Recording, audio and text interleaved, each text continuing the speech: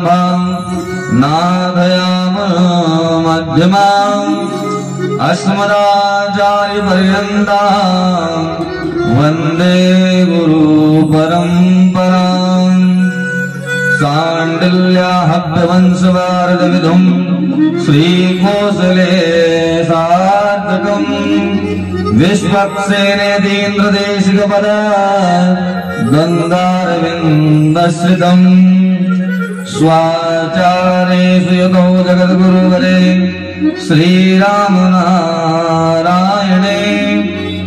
नित्यं शक्तिमतिं जगद्गुरुवरं श्रीवासुदेवं भजे। श्रीमत्कश्यपगोत्रलब्धधनुषं विद्याविभूषन्नतम् सक्षासारणमपारमगामविदुषां मान्यं मनोगश्रियम् स्वाचार्ये जगद्गुरो बुधवरे श्रीवासुदेवेरतम् वन्दे वन्दे जगद्गुरुं मुनिवरं श्रीराघवार्यं गुरुम्। श्रीगुरुचरणकमलेभ्यो नमः। अस्मद्गुरुचरणकमलेभ्यो नमः। अखण्डमण्डलाकारं व्याप्तं येन चराचरम् तत्पदं दर्शितं येन तस्मै श्रीगुरुवे नमः। ध्यानमूलं गुरुमूर्ति पूजामूलं गुरुपदम् मन्त्रमूलं गुरुवाक्यं मोक्षमूलं गुरुकृपा। भवानी शंकरो वन्दे श्रद्धा विश्वासरूपिणो याभ्यां विना न पश्यन्ति श्रद्धा स्वान्तस्तमीश्वरम्। श्री उमामहेश्वर चरणकमलेभ्यो नमः। भगवान परम तत्व उमा महेश्वर के श्री चरणों में कोटि कोटि प्रणाम। माँ पतित पावनी गंगा माँ जिनकी अविरल धारा कण में विद्यमान है, उन भगवती माँ के श्री चरणों में वंदन करते हुए स्थान देवता बाबा हमारे श्री सुराजेश्वर बाबा नित्येश्वर बाबा के श्री चरणों में कोटि कोटि प्रणाम करते हुए भगवती पीताम्बरा माँ त्रिपुर सुंदरी देवी के श्री चरणों में करबद्ध प्रार्थना एवं अपने पूजनीय समस्त आचार्य विप्रमंडल समाज संत समाज एवं धर्मानुरागी भक्तगण जिनके हृदय में साक्षात रुद्र स्वरूप भगवान महेश्वर विराजमान है, उन सभी को हृदय से करबद्ध दंडवत प्रणाम करते हुए अपनी आज की कथा प्रारंभ करेंगे। उससे पहले भगवान नाम संकीर्तन, उसके पश्चात हम लोग कथा में प्रवेश करेंगे। एक बार प्रेम से बोली बोली उमा महेश्वर भगवान की जय हो। ओम नमः शिवाय ओम नमः शिवाय हर हर भोले नमः शिवाय नमः शिवाय ओम नमः शिवाय हर हर भोले नमः शिवाय नमः शिवाय ओम नमः शिवाय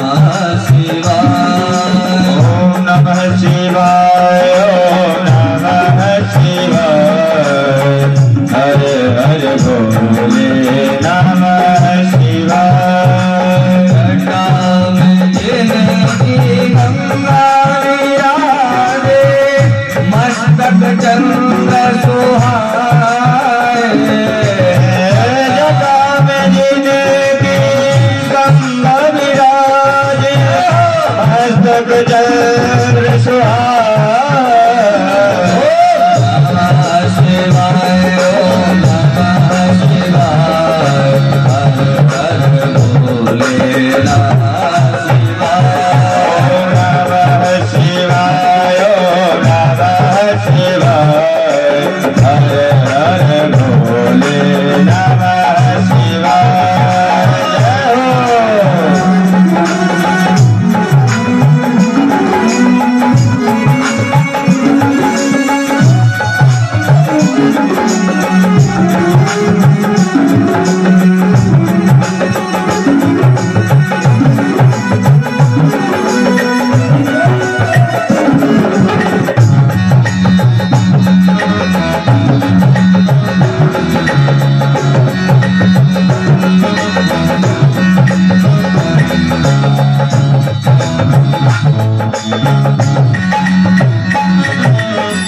भोले भाले ओ भंडारी सबके कष्ट मिटाए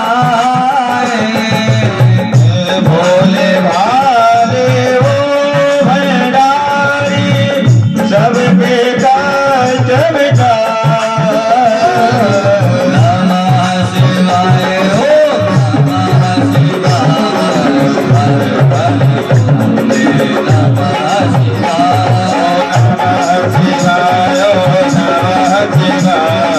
हर हर भोले नमः शिवाय शिवाय ओम नमः शिवाय हर हर भोले नमः शिवाय नमः शिवाय हर हर भोले नमः शिवाय हर हर भोले नमः शिवाय हर भोले नमः शिवाय हर हर भोले नमः शिवाय हर हर भोले नमः शिवाय।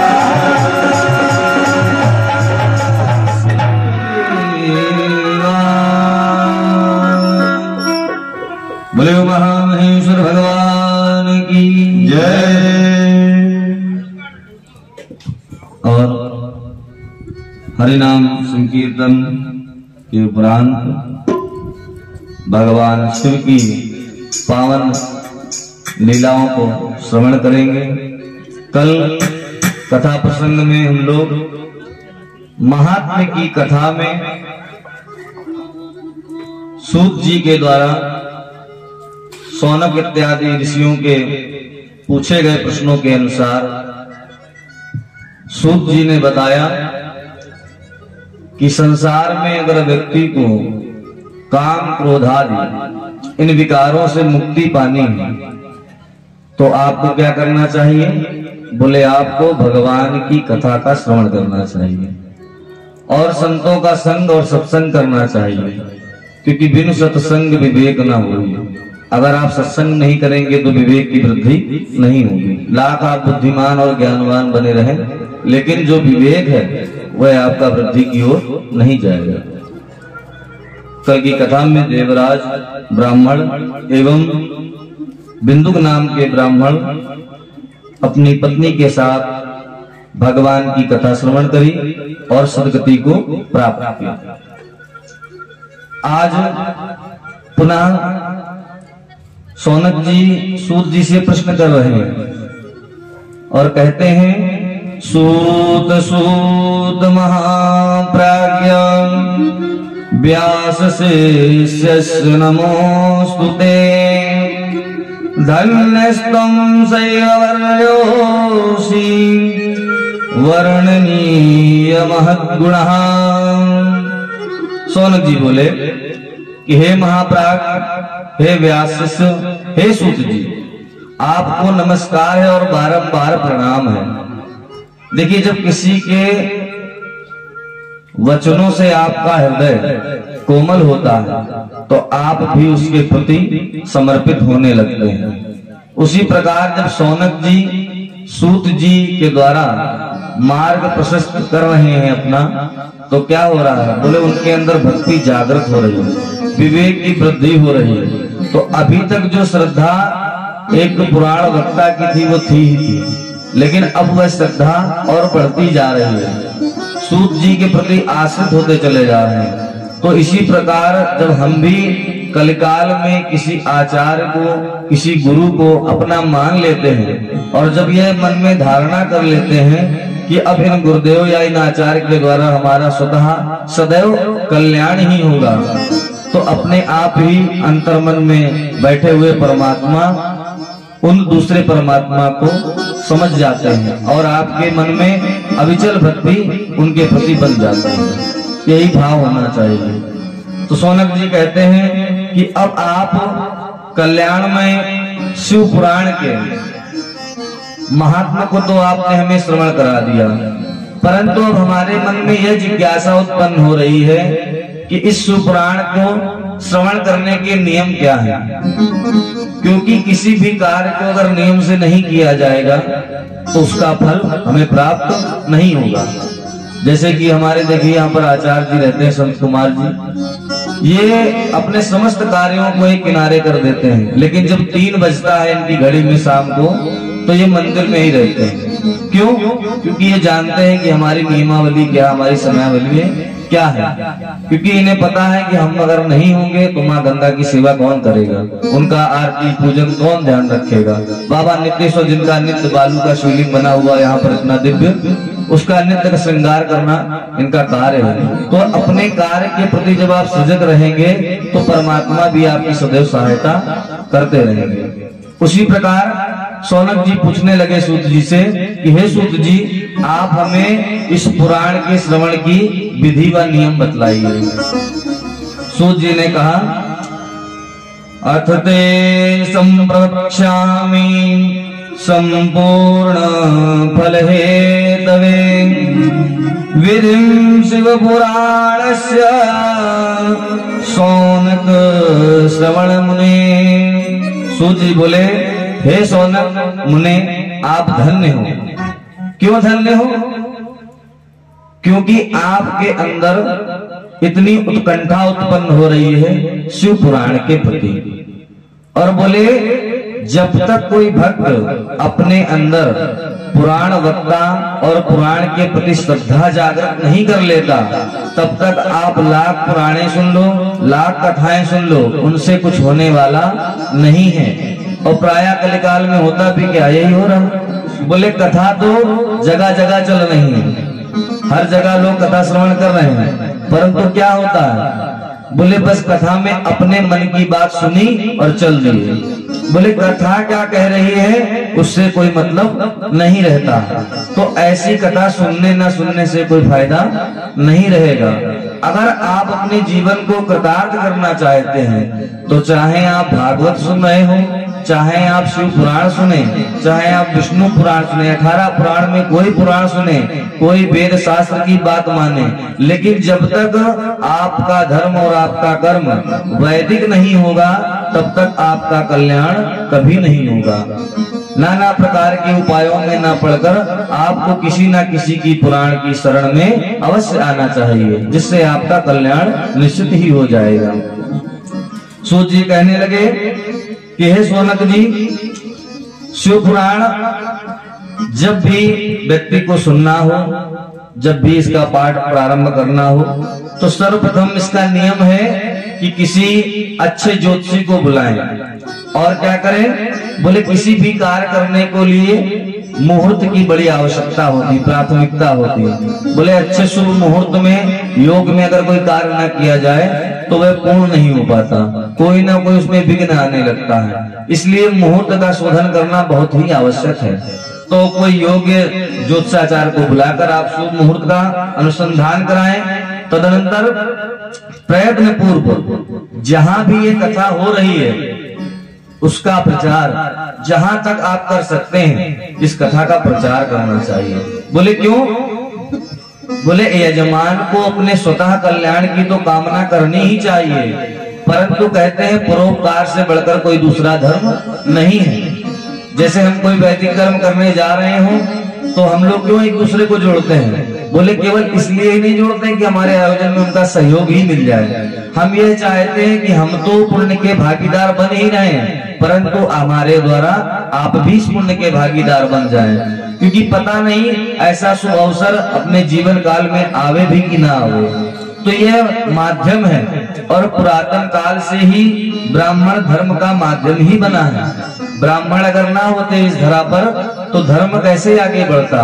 बोले ब्राह्मण और पूज्य संतों के द्वारा ही तपस्थलियां बनती हैं और उन्हीं के द्वारा नाना प्रकार के शुभाशुभ कर्म होते रहते हैं। नहीं, अधर्म की तरफ किसी को कोई खींचता नहीं है। अधर्म की तरफ तो लोग यूं ही बढ़ जाते हैं। बोले देखा नहीं कि शुरू हो गए। लेकिन जब आप धर्म करने चलेंगे तो नाना प्रकार के जंजाल आपको घेरे रहेंगे।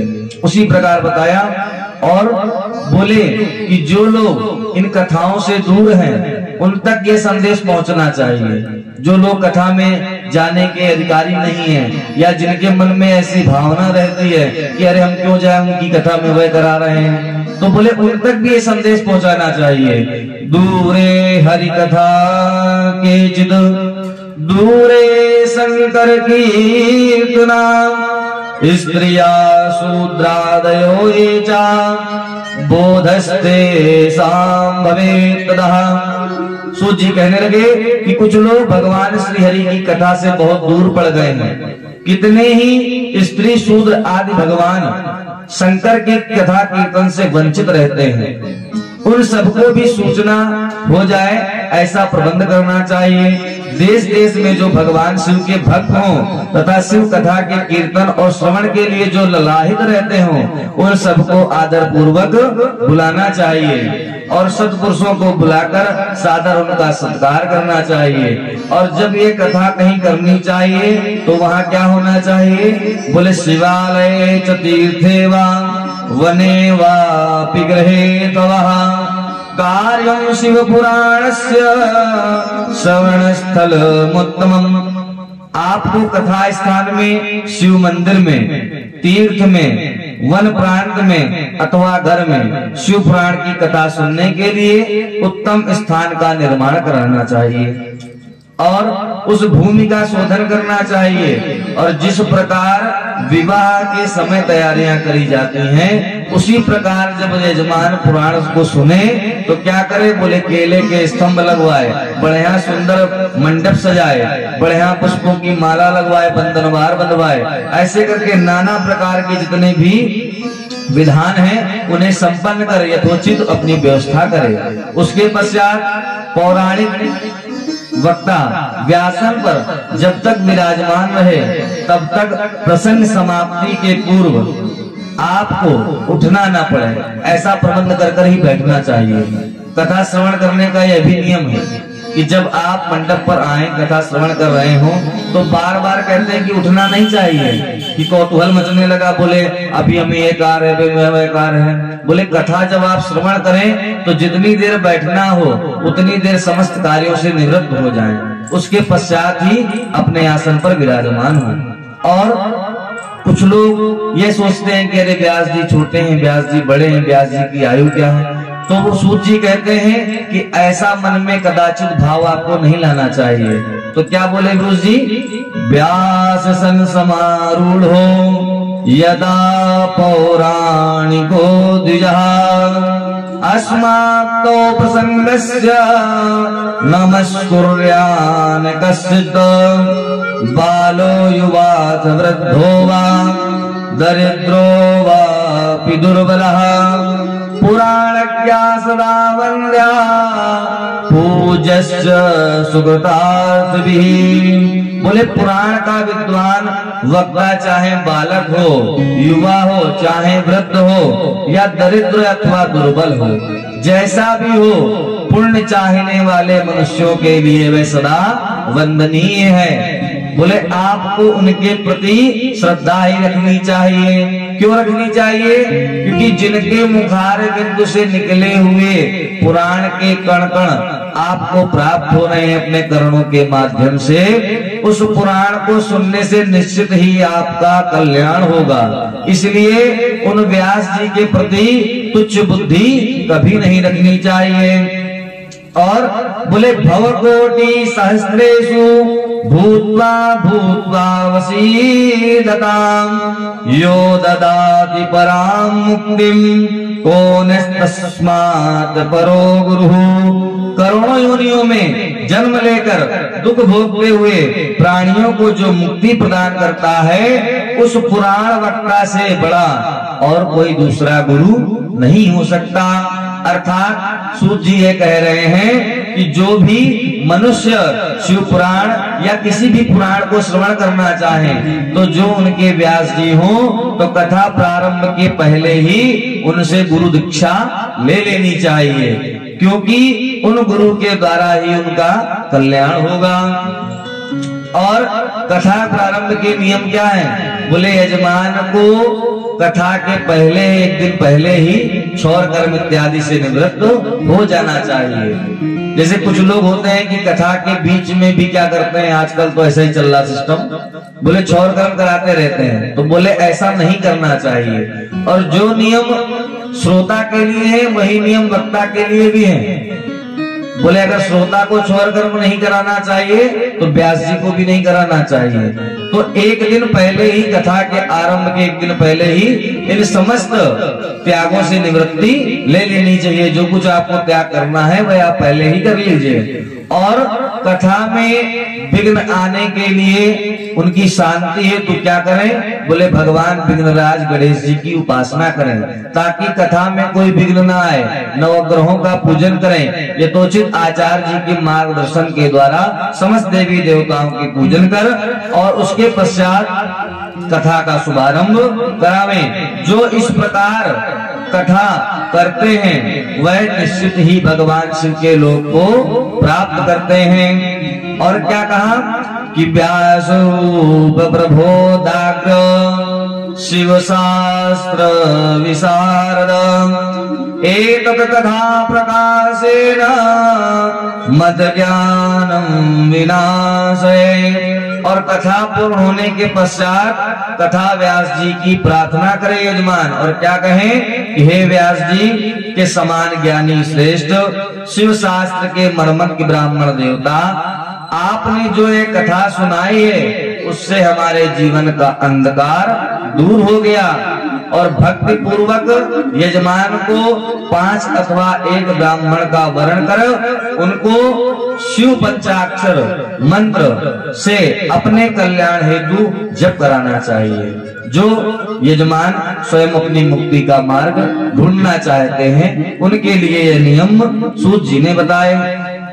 उसके पश्चात शौनक जी ने कहा कि हे सूत जी, आपने यह अद्भुत एवं कल्याणकारी कथा सुनने के लिए व्रत धारण करने वाले लोगों का किन किन नियम का पालन करना चाहिए, यह आपने बहुत ही सुंदर तरीके से हमें श्रवण कराया। तत्पश्चात हम ये जानना चाहते हैं कि अगर कोई श्रोता विरक्त हो तो क्या करना चाहिए? विरक्त मतलब जिन्हें संसार से कोई मोह ना हो, जिनका आगे पीछे कोई हो ना, जो केवल सदैव भगवान को ही अपना सर्वस्व मानते हो, ऐसे लोग विरक्त होते हैं। विरक्त का अर्थ ये नहीं होता कि एसी में रह रहे हैं, नाना प्रकार की सुख सुविधाएं उठा रहे हैं, उनको विरक्त नहीं कहा जाता। विरक्त उन्हें ही कहते हैं जिन्हें संसार के किसी भी माध्यम का कोई सृजन न करना हो, वही लोग विरक्त होते हैं। तो बोले विरक्त श्रोताओं के लिए क्या नियम है? तो बोले विरक्त श्रोताओं के लिए नियम तो वही है, परंतु एक नियम क्या है? बोले कथा प्रारंभ से ही क्या करना चाहिए? बोले विरक्त श्रोताओं को गीता का पाठ श्रवण करना चाहिए। नित्य प्रति यजमान को एक आचार्य को वर्ण कर अपने प्रति, अपनी मुक्ति के प्रति गीता शास्त्र का पठन पाठन कराना चाहिए। विरक्त भवे श्रोता परेहनी विशेषतः गीता वाच्या शिवेनोक्ता रामचंद्राय मुनिः। और दोबारा प्रश्न किया कि बोले ये तो हो गया विरक्त का प्रश्न। अब आप हमें बताइए कि अगर श्रोता गृहस्थ हो तो उसे क्या करना चाहिए? तो सूत जी बोले गृहस्थश्चेत् भवोत् श्रोता कर्तव्यस्तेन हीमतः होम शुद्धेन हविषा पुराणस्याय तत्त्वतः। यदि श्रोता गृहस्थ हो तो उस बुद्धिमान को उस श्रवण कर्म की शांति के लिए शुद्ध हविष्य अर्थात हवन के द्वारा होम करना चाहिए और रुद्र संहिता के प्रत्येक श्लोक के द्वारा होम करे अथवा गायत्री मंत्र से होम करना चाहिए, जिससे उसे पूर्ण फल की प्राप्ति हो सके। और कथा श्रवण संबंधी व्रत की पूर्णता की सिद्धि के लिए 11 ब्राह्मणों को विधि पूर्वक बोली दुग्ध मिश्रित खीर का पान कराना चाहिए, जिससे भगवान शिव की कृपा पूर्ण आपको प्राप्त हो। इस प्रकार महात्मा कहते हुए सूत जी ने आखिरी श्लोक बोला, बोले सकल गुण विभेदैर नित्यम अस्मस्त रूपिणम जगति जा बहिरंतर्भा समानम महिम्ना मनसि जा बहिरंतर्वां मनोवृत्ति रूपम परम शिवमनंतानं सांद्रम च प्रपद्ये। बोले जो सदा भगवान विश्वनाथ का ध्यान करते हैं, जिनकी वाणी शिव के गुणों की स्तुति करती है और जिनके दोनों कान उनकी कथा श्रवण करते रहते हैं, इस जीव जगत में उन्हीं का जन्म लेना सफल माना जाता है और वही इस संसार सागर से पार होने के अधिकारी हैं। भिन्न भिन्न प्रकार के समस्त गुण जिनके सच्चिदानंदमय स्वरूप का कभी स्पर्श नहीं करते, जो अपनी महिमा से जगत के बाहर और भीतर वाणी एवं मनोवृत्ति रूप से प्रकाशित होते हैं, उन अनंत आनंद घन परम शिव की मैं शरण लेता हूँ, ऐसा श्रोता को समझना चाहिए। अब यह तो रही महात्मा की कथा। अब आज से हम शिव पुराण की प्रथम संहिता को श्रवण करेंगे। प्रथम संहिता क्या है? बोले विद्येश्वर संहिता। विद्येश्वर संहिता में आपको भगवान शिव के प्रति कैसे समर्पित होना चाहिए, शिव भक्त के क्या लक्षण हैं, यह सब आपको बताया जाएगा। इसी विद्येश्वर संहिता में पुरातन काल का इतिहास लिया गया है, जिसमें भगवान ब्रह्मा जी और विष्णु जी का आपस में विवाद हुआ, जिसमें ज्योतिर्लिंग का प्राकट्य हुआ। तो आइए हाथ जोड़कर भगवान शिव के प्रथम श्लोक को गुणगान करते हैं। आद्यंत मंगलमजात समान भाव मार्यम तमीशं जरा मरमात्मदेवम् पंचाननं प्रबल पंच विनोदशीलम् संभावये मनसि शंकरमंबिकेशम्। सूत जी ने कहा, जो आदि और अनंत नित्य मंगलमय है, जिनकी समानता अथवा तुलना कहीं नहीं करी जा सकती, जो आत्मा के स्वरूप को प्रकाशित करने वाले देवता परमात्मा है, जिनके 5 मुख हैं, भगवान शिव के 5 मुख है, पंचानन, और इनके पुत्र कैसे हैं? बोले षडानन, और इनका भक्त जो था वो कौन है? बोले दशानन। ऐसे उदार है भगवान भोलेनाथ, हल्के फुल्के नहीं है। बोले अगर उदारता में आ गए तो इनकी कोई परिकाष्ठा नहीं ले सकता। बोले सर्वस्व लुटा देते हैं और स्वयं क्या बन जाते हैं? बोले स्वयं बने मसानी शिव योगी।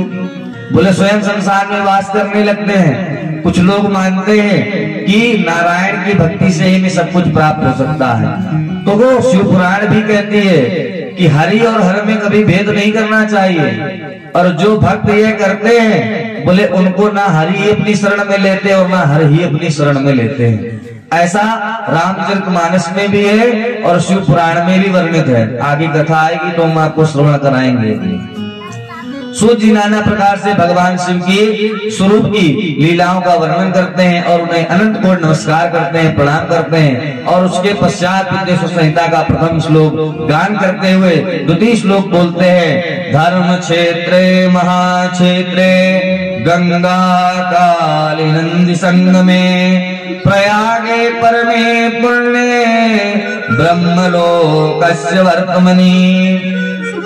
सूत जी बोले जो धर्म का महान क्षेत्र है, जहाँ गंगा यमुना का संगम अर्थात तीर्थराज प्रयाग, आज से ये कथा वहाँ पर आरंभ हो रही है। देखिए इस कथा के 4 श्रोता हैं और 4 ही वक्ता हैं। बोले प्रथम वक्ता कौन है? बोले प्रथम वक्ता स्वयं भगवान शिव हैं। और श्रोता कौन है? ब्रह्मा जी के पुत्र सनत कुमार। द्वितीय वक्ता कौन है? बोले सनत कुमार जी हैं। और श्रोता कौन है? बोले व्यास जी। तृतीय श्रोता कौन बने? बोले व्यास जी से बने सूत जी। और सूत जी से कौन बने? बोले शौनक इत्यादि मुनि। और पंचम में कौन आते हैं? बोले पंचम में और सर्वप्रथम भी यही आते हैं, बोले ब्रह्मा जी एवं नारद जी। आगे की जितनी कथा भी आएगी वह ब्रह्मा जी से नारद मुनि श्रवण कर रहे हैं। नारद मोह की कथा आती है तो नारद जी को जब मोह हो जाता है तो वहां से सारी संपूर्ण कथा वह अपने पितामह के द्वारा शिव की लीला को श्रवण करते हैं। तो व्यास जी कहते हैं कि उस पावन पुण्य पवित्र क्षेत्र तीर्थराज प्रयाग में एक बार की बात है कि मनवंतर में महान विशाल ज्ञान यज्ञ का आयोजन किया गया। उस ज्ञान यज्ञ के आयोजन का समाचार सुनकर सभी पौराणिक शिरोमणि व्यास शिष्य महामुनि सूत जी वहां मुनियों का दर्शन करने के लिए आए। जब सूत जी को सभी मुनियों ने आते हुए देखा तो क्या हुआ? बोले हर्ष से सभी लोग खिल उठे और सोचने लगे कि आज जो ये ज्ञान चर्चा हमने आरंभ करी है यह अब की ओर सच हो रही है। क्यों? बोले जब जहाँ पर अत्यधिक ज्ञानियों का समागम हो और वहाँ पर जब कोई महाज्ञानी आ जाता तो अगर ज्ञानियों के अंदर कोई इसी प्रकार का कोई प्रश्न, किसी प्रकार की कोई अवरुद्धता रह जाती है तो उस शंका को दूर करने के लिए वह महाज्ञानी कार्य करते हैं। उसी प्रकार सूत जी को आते हुए जब देखा तो ऋषि लोग खड़े हो गए और खड़े होकर दंडवत प्रणाम करते हुए सूत जी का स्वागत करने लगे। और क्या बोले? बोले रोम हर्षण सर्वज्ञ भवान वै भाग्य गौरवात् पुराण विद्यामखिलाम व्यासाद प्रत्यर्थ। हे सर्वज्ञ विद्यान रोमर हर्षण जी, आपका भाग्य बड़ा भारी है। इसी से आपने व्यास जी से यथार्थ रूप में संपूर्ण पुराण विद्या प्राप्त की है, इसलिए आप आश्चर्य स्वरूप कथाओं के भंडार हैं। ठीक उसी तरह जैसे समुद्र बड़े बड़े सारभूत रत्नों का रत्नाकार है, तीनों लोक में भूत वर्तमान और भविष्य की जो बात है तथा अन्य भी जो कोई वस्तु है वह आपसे अज्ञात नहीं है। ऋषियों ने कहा कि हे प्रभु, आज हमने जो ये ज्ञान यज्ञ की चर्चा रखी है इसका उद्देश्य मात्र इतना है कि कलिकाल आने वाला है और कलिकाल में जीव कैसे होंगे? बोले वह आसुरी स्वभाव के हो जाएंगे, वैदिक धर्म से विमुख हो जाएंगे और क्या करेंगे? बोले नाना प्रकार के भंजालों में फंसे रहेंगे कि किस प्रकार हमारा घर, किस प्रकार हमारा गृहस्थ जीवन, किस प्रकार हमारा कार्य क्षेत्र, किस प्रकार हमारा धन का लोलुप, सदैव इन्हीं कामों में लगे रहेंगे। और आज क्या होता है? बोले जब जन्म लिया तो क्या किया? बोले विद्या धन में लग गए। जब विद्या धन हुआ तो जब युवा अवस्था आई तो क्या हुआ? कार्य क्षेत्र जब प्रबल हुआ तो क्या हुआ? विवाह हो गया। विवाह होने के पश्चात संतान की उत्पत्ति में लग गए और धीरे धीरे नाना प्रकार के भ्रमजालों में फंसे रह गए। परंतु क्या हुआ? भगवान चर्चा का समय नहीं निकाल पाए। और ऐसा ना करने से क्या होता है? बोले हमारा कल्याण होता है। क्योंकि जब जीव गर्भ में होता है माँ के तो क्या कहता है भगवान से कि प्रभु इस नरक से हमें छुटकारा दीजिए, इस नरक से हमें दूर करिए। और जब हम धरा पर जाएंगे तो क्या करेंगे? बोले हम चारों तरफ आपके नाम का संकीर्तन करेंगे और आपके बनाई हुई सुंदर प्रकृति का ध्यान रखेंगे। नाना प्रकार के भगवान को आश्वासन देता है। उसके पश्चात भगवान की कृपा के स्वरूप उसका धरती पे आगमन होता है। परंतु जैसे वह इस धरती को छूता है तो क्या होता है? बोले सब कुछ मेरा मेरा मेरा मेरा लग जाता है। सारे विकार जो हैं वह मनुष्य को घेर लेते हैं और उसके पश्चात वह मनुष्य परमात्मा की शरण में नहीं जा पाता है। ऐसा विचार हमारे अंदर भी है। तो हे व्यास जी, आप कोई ऐसा उत्तम उपाय बताने की कृपा करें जिसके करने के उपरांत मनुष्य के सामने से यह जो अंधकार रूपी कलयुग है इसका पर्दा दूर हो जाए और वह मनुष्य परमात्मा की शरण प्राप्त कर ले। सूत जी ने कहा कि मैं आपको अत्यंत पुण्यमयी और शिवलोक को प्राप्त करने वाली और कलिकाल में सुगमता से मोक्ष प्रदान करने वाली भगवान के शिव पुराण की कथा का श्रवण कराता। सभी लोगों ने व्यास जी को यथोचित आसन प्रदान किया। आसन प्रदान करके उनका पूजन किया गया। व्यास जी का पूजन करने के पश्चात सभी ऋषिगण एकत्र होकर समागम बनाकर अपने यथाथा स्थान पर विराजमान। व्यास जी बोले, विप्रा लोभाग्रहग्रस्ता वेद विग्रह जीवना धनार्जनार्थमभ्यस्त विद्या मद विमोहिता। व्यास जी बोले, कलिकाल में ब्राह्मण कैसे हो जाएंगे? बोले, लोभ रूपी ग्रह के ग्रास बन जाएंगे और क्या करने लगेंगे? बोले, लोभ के कारण वेद बेचकर अपनी जीविका का उपार्जन करेंगे और धन का उपार्जन करने लगेंगे और विद्या का अभ्यास करेंगे और मत से मोहित रहेंगे, अपनी जाति के कर्म छोड़ देंगे और प्रायः दूसरों को ठगना आरंभ कर देंगे। कलिकाल में क्या होता है? बोले, आजकल क्या है कि लोग वेदाध्ययन करने के लिए बिल्कुल नहीं जाना चाहते। बोले, जब उनसे कुछ नहीं बनता तो क्या करते हैं?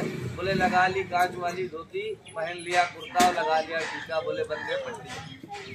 और नाना प्रकार के धर्म जालों को बताकर यजमानों को लुभाने लगते हैं और उनके द्वारा ठगी करते हैं। तो बोले, ऐसे ब्राह्मण क्या? बोले, ऐसे ब्राह्मण जो है वह नरक में ही जाएंगे, उन्हें भगवान की शरण कभी नहीं मिलेगी। तो ऐसे लोगों का उद्धार कैसे होगा? और बोले, जो कलियुग के क्षत्रिय हैं वह कैसे हो जाएंगे? बोले, क्षत्रियाश्च तथा सर्वे स्वधर्म त्यागशीलिनः असत्संगा पापरता व्यभिचार परायणः। समस्त ब्राह्मण तो अपने धर्मों का त्याग करेंगे ही, आचरणों का त्याग कर ही देंगे, परंतु कलिकाल में क्षत्रिय भी अपने धर्म का त्याग कर देंगे। बोले, क्षत्रिय कैसे हो जाएंगे? बोले, क्षत्रियों का काम क्या था पुरातन काल में? बोले, धर्म की रक्षा करना। ब्राह्मणों का काम था कि धर्म के आचरण को सिखाना और धर्म के मार्ग पर चलाना, परंतु ब्राह्मणों, साधु संतों और प्रजा की रक्षा का धर्म जो था, कर्म था, वह क्षत्रियों का था। परंतु क्षत्रिय भी जो हैं कलिकाल में अपने कर्मों से विहीन हो जाएंगे।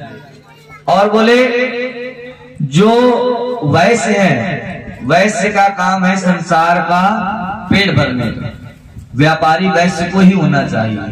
परंतु कलिकाल में क्या हो रहा है? बोले, कलिकाल में जिसका मन आता वही व्यापार में चला जाता है। बोले, आजकल नाऊ बाल नहीं बनाता, बोले और अन्य धर्म के लोग माल बना रहे हैं। नाऊ कहता है ये छोटा काम है, हम क्यों करें, और नाऊ बाल बनाने का काम छोड़ देता है। तो लोग अपने अपने धर्म कर्म से विमुख हो जाएंगे। इसका प्रभाव क्या रहेगा? बोले, कलिकाल में सब कुछ भ्रष्ट होता चला जाएगा। और बोले, शूद्र क्या करेंगे? तो तुलसीदास जी ने तो कहा ही, शूद्र द्विजय उपदेश ही ज्ञाना। शूद्र जो है वह ब्राह्मणों को उपदेश देंगे, लोगों को धर्म का मार्ग प्रशस्त कराएंगे। यह कलिकाल होगा। अर्थात ब्राह्मण अपने धर्म से विमुख हो जाने के कारण क्या होंगे? बोले, घृणित कर्म करेंगे। और घृणित कर्म में कैसे लग जाएंगे? बोले, आजकल देखिए अपने धर्म से विमुख होने के बाद क्या करते हैं? बोले, कई जगह सुनने को आता, बड़ी बड़ी चुटिया रखाए और बोले मधुशाला के बाहर खड़े हैं, गिलास लड़ा रहे हैं। ये क्या है? इसका कारण यह है कि वह कभी धर्म आचरण में लगे ही नहीं, कभी संतों का संग उन्हें मिला ही नहीं, कभी गुरुकुल गए नहीं, तो उन्हें क्या पता लगता कि हमारे कर्म क्या है। वह जैसे हाव भाव में पले बढ़े उसी प्रकार उनकी संगति हो गई और उसी प्रकार के आचरण करने लगे। तो इससे क्या हुआ? बोले, धर्म से विमुख हो गए। तो कलिकाल में जब लोग ऐसे होंगे और नाना भांति के बोले तप करेंगे, बोले पूजा भी वो नहीं करेंगे जो वैदिक सम्मत होगी, बोले शास्त्र जो कहेगा वह पूजा नहीं करेंगे। बोले क्या करेंगे? बोले नाना प्रकार के टोटके करने लग जाएंगे, उपाय करने लग जाएंगे कि किस प्रकार भगवान हमें अचल संपत्ति का मालिक बना दे, हमारी संतानें वृद्धि की ओर बढ़ जाएं, और नाना प्रकार के अपने भावों को प्रकट करने के लिए नाना प्रकार के भ्रम जालों में फंस जाएंगे। तो ऐसे जो दुराचारी मनुष्य होंगे कलिकाल में, उनका उद्धार किस प्रकार होगा? तो शौनक जी बोले प्रभु हमारा प्रश्न यही है, हम यही जानना चाहते हैं कि कराल कलिकाल जब निकट आएगा तो उनमें मनुष्यों की रक्षा किस प्रकार होगी। ऐसा कोई छोटा सा उपाय हो जिसके करने मात्र से प्राणी इन सब द्वेषों से बच जाए। व्यास जी बोले कि हे मुनियों, आपकी बात सुनकर मैं मन ही मन भगवान शंकर का स्मरण करता हूँ, और जो कुछ मुझे भगवान की कृपा से प्राप्त हुआ है वह मैं आपको श्रवण कराता हूँ। साधु पृष्ठम साधवो वस्त्रै लोक्य हित कारकम गुरुं स्मृत्वा भवस्नेहा द्वक्षेत सुनादरात्। सूर्य बोले हे साधु महात्माओं, आप सबने तीनों लोगों का हित करने वाली अच्छी बात पूछी है। मैं गुरुदेव व्यास जी का स्मरण करके आप लोगों के स्नेहवश इस विषय का वर्णन करूंगा। आप लोग आनंद पूर्वक बैठकर इस पवित्र पुराण को सुने। वेदांत सार सर्वस्वं पुराणं चैवमुत्तमं सर्वधौधारकरं परत्र परमार्थदं। सबसे उत्तम जो शिव पुराण है वह वेदांत का सार सर्वस्व है तथा वक्ता और श्रोता का समस्त पाप से उद्धार करने वाला है। वह परलोक में परमार्थ वस्तु को देने वाला और कलिकाल में कल्म राशि का विनाशक है। उसमें भगवान शिव के उत्तम यश का वर्णन है। हे ब्राह्मणों, धर्म अर्थ काम और मोक्ष इन चारों पुरुषार्थों को देने वाला वह पुराण सदा ही अपने प्रभाव से विस्तार को प्राप्त होता रहता है। अहो, ब्रह्म हत्या आदि महान पाप तभी तक रहेंगे जब तक शिव पुराण का श्रवण पाठन नहीं होगा। और शिव पुराण के पठन पाठन का फल क्या होगा? बोले उसके पठन से समस्त प्रकार के द्वेष दूर हो जाएंगे और कलिकाल में महान उत्पात तभी तक निर्भय होकर विचरेंगे जब तक इस जगत में शिव पुराण का उदय नहीं होगा। और व्यास जी कहने लगे कि सभी शास्त्र भी परस्पर विवाद तभी तक करेंगे जब तक शिव पुराण का उदय नहीं होगा। अर्थात व्यास जी ये कहना चाहते हैं कि जब शिव पुराण का इस संसार पर उदय हो जाएगा तो किसी प्रकार का भी कोई विवाद नहीं बचेगा। जैसे आज प्राय लोग आपस में विवाद क्या करने बैठ जाते हैं। बोले जो वैष्णव भक्त हैं वह शैव भक्तों से दूर रहते हैं। बोले क्यों? बोले शैव भक्तों का काम क्या? बोले भस्मी लगा ली, रुद्राक्ष धारण कर लिया, कपाली बन गए और बोले भांग धतूरा खाने वालों के उपासक है। लेकिन अगर देखा जाए तो क्या हुआ? बोले भगवान शिव कोई गांजा नहीं पीते थे। भगवान शिव तो भोले वाले हैं। जब भगवान ने संसार के कल्याण हेतु जब विष का पान किया तो एक भक्त उसमें आया तो उसने बिजिया भगवान पर चढ़ा दी और चढ़ा दी तो भगवान भोले वाले, भगवान ने स्वीकार कर लिया। उसके पश्चात वो कोई गांजा चरस नहीं पीने लगे। बोले कौन पीने लगे? बोले जो उनको मानने वाले थे तो उनको अपना आदर पूर्वक बनाकर और क्या करने लगे? बोले से किसी के पीठ के पीछे कोई काम होता है ना, तो उस प्रकार भगवान शिव को आगे कर दिया और उनके पीठ के पीछे स्वयं फूकने लगे। और क्या हो गया? बोले चारों तरफ विस्तार यही हो गया कि भगवान शिव भी चिलम लगाते थे। और आज नाना प्रकार की फोटोएं आपको प्राप्त हो जाएंगी कि भगवान शिव गांजा पीते थे। तो ऐसा नहीं है।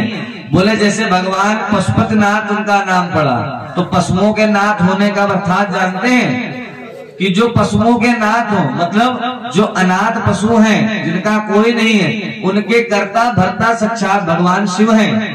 इसका मतलब ये नहीं है कि पशु जो कर्म करेंगे वह भगवान शिव भी करते होंगे, ये नहीं समझना चाहिए।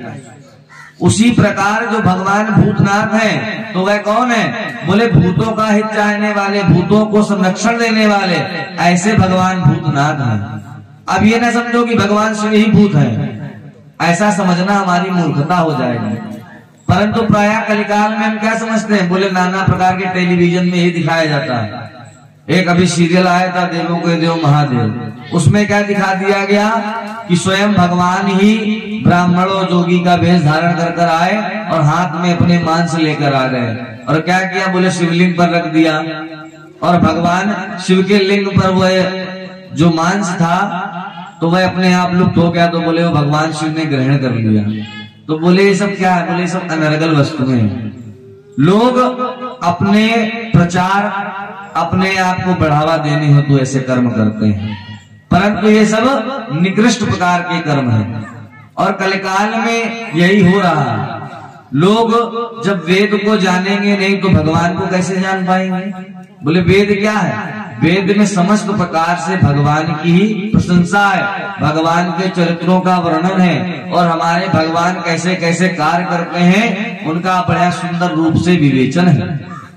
उसी प्रकार सूत जी बोले तावत् सर्वाणि क्षेत्राणि विवदन्ते महीतले यावत् शिव पुराणं हि नोदेष्यति महीतले तावत् सर्वाणि पीठानि विवदन्ते महीतले यावत् शिव पुराणं हि नोदेष्यति महीतले।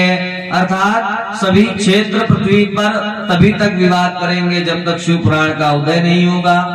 सभी पीठों पर तभी तक विवाद रहेगा जब तक शिव पुराण का उदय नहीं होगा। जब तक पृथ्वी पर शिव पुराण का उदय नहीं होगा तब तक सभी दानों पर भी प्रबंध लगे रहेंगे।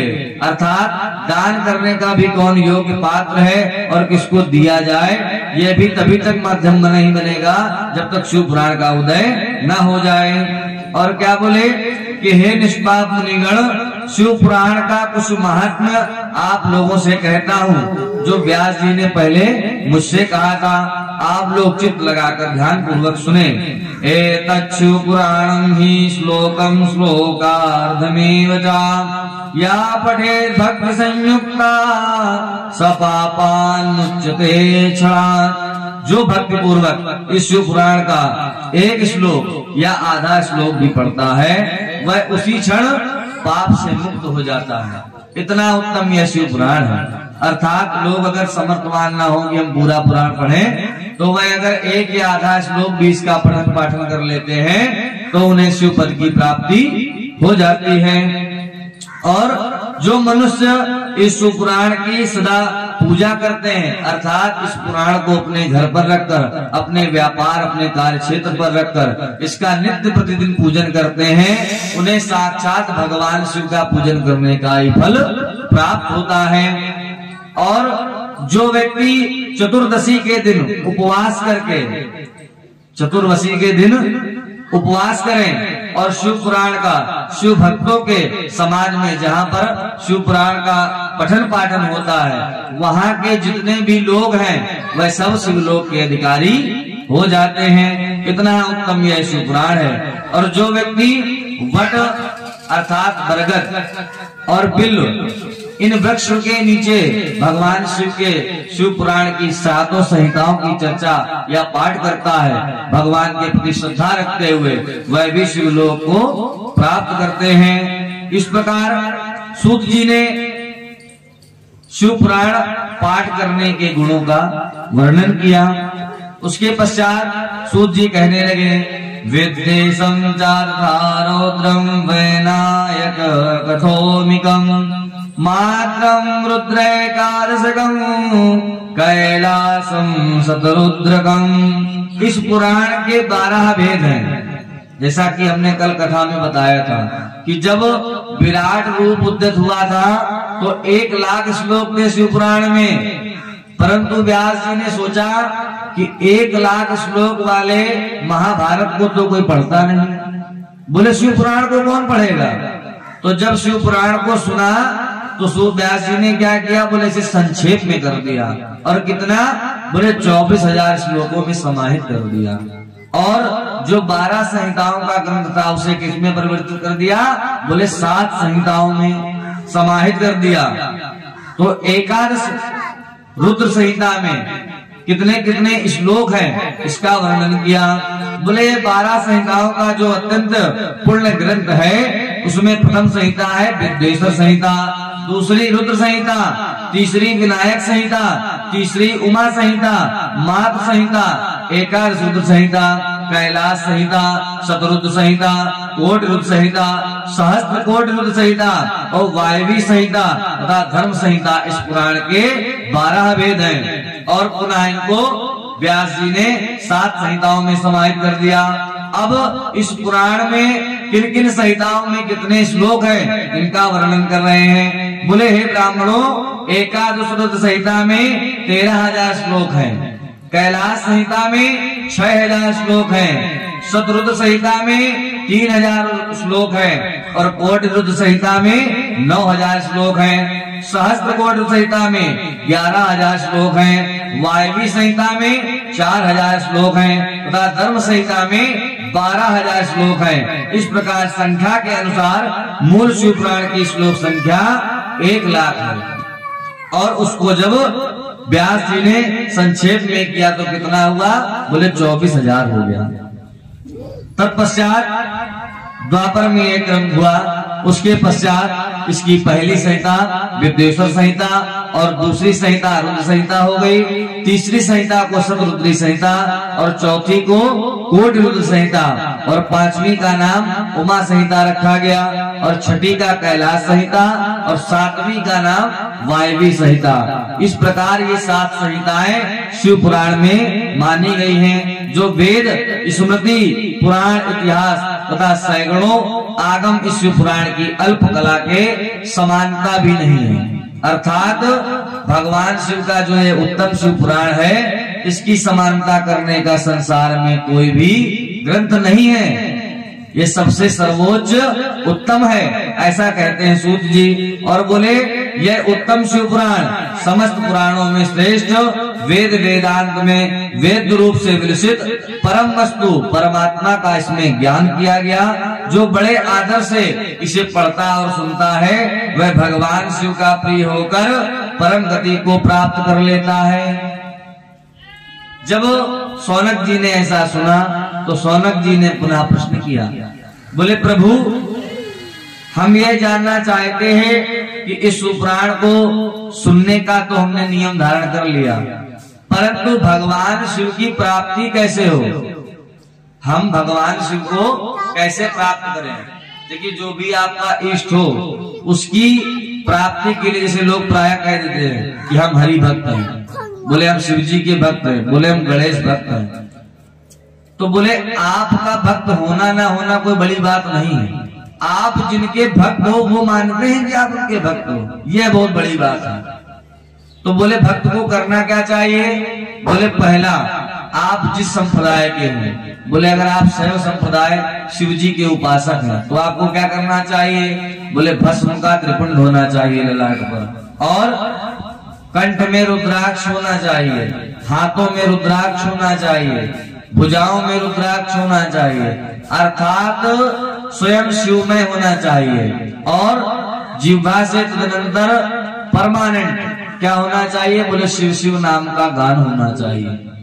तब जो है जाकर कहीं भगवान शिव आपको अपना भक्त मानेंगे। ऐसा नहीं कि समय आने पर आपने लगाई भस्मी और रुद्राक्ष पहन लिया, कंठमाला पहनकर अपना खड़े हो गए, जोगी वेश धारण कर लिया, तो भगवान शिव को आप नहीं पा पाएंगे। क्योंकि शिव कौन है? बोले शिव जो है वह ज्ञान के प्रदाता है, शिव से ही हमें ज्ञान की प्राप्ति होती है। शिव कोई ऐसे वैसे देवता नहीं है। शिव ने कभी किसी के साथ पंक्ति भेद नहीं किया। बोले अगर देवताओं को अमृत मिला तो राक्षसों को क्या दिया? बोले शुक्राचार्य गुरु जी को मृत संजीवनी विद्या दे दी। बोले जाओ, अगर तुम्हारे साथ अन्याय हुआ तो उसका भरण हम कर देंगे। ऐसे भगवान शिव है निष्पक्ष।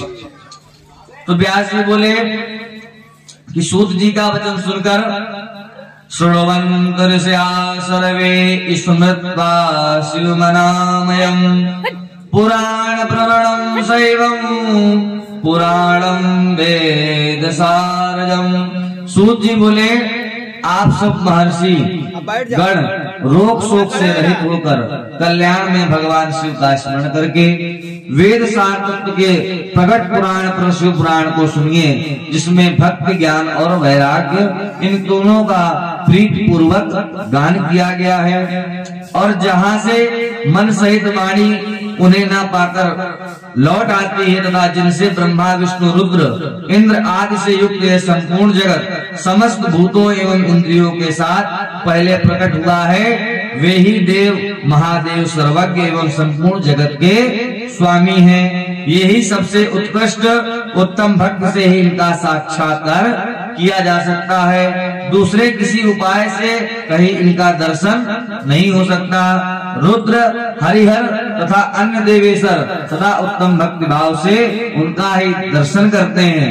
और सूत जी कहते हैं कि अधिक कहने की आवश्यकता नहीं है, भगवान शिव में भक्ति होने से मनुष्य संसार बंधन से मुक्त हो जाता है। तो मुनिगण बोले अथ किम परम साध्यम किम वा तत्साधनम परम साधका कीदृशस्तत्र तदिदं ब्रूहि तत्त्वतः।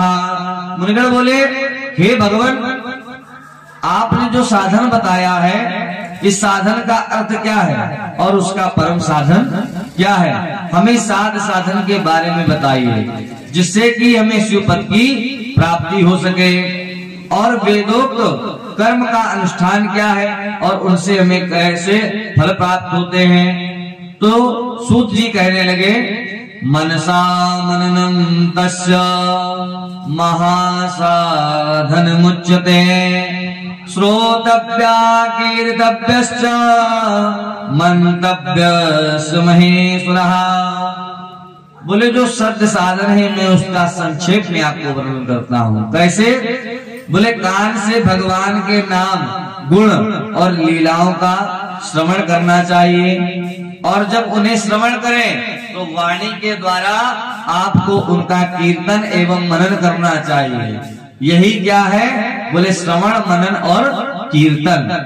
श्रवण करना अर्थात आप भी यहाँ से कथा श्रवण करके जाएंगे, और मनन जब इस कथा को आप अपने अंदर अंतःकरण में उतार लेंगे तो इसी का मनन चलता रहेगा। और जब वाणी के द्वारा वाचन करेंगे तो आपका कीर्तन तीनों बन जाएंगे। और कहते हैं कि कीर्तन करने से समस्त प्रकार के भव और इत्यादि रोग जो होते हैं वह दूर हो जाते हैं। इसलिए कीर्तन अवश्य करना चाहिए, और श्रवण करने से कीर्तन दृढ़ हो जाता है, और कीर्तन करने से मनन में दृढ़ता बढ़ जाती है। तो मुने बोले मननम कीदृशं ब्रह्म श्रवणं चापि कीदृशं कीर्तनं वा कथं तस्य कीर्तयेत यथायम्।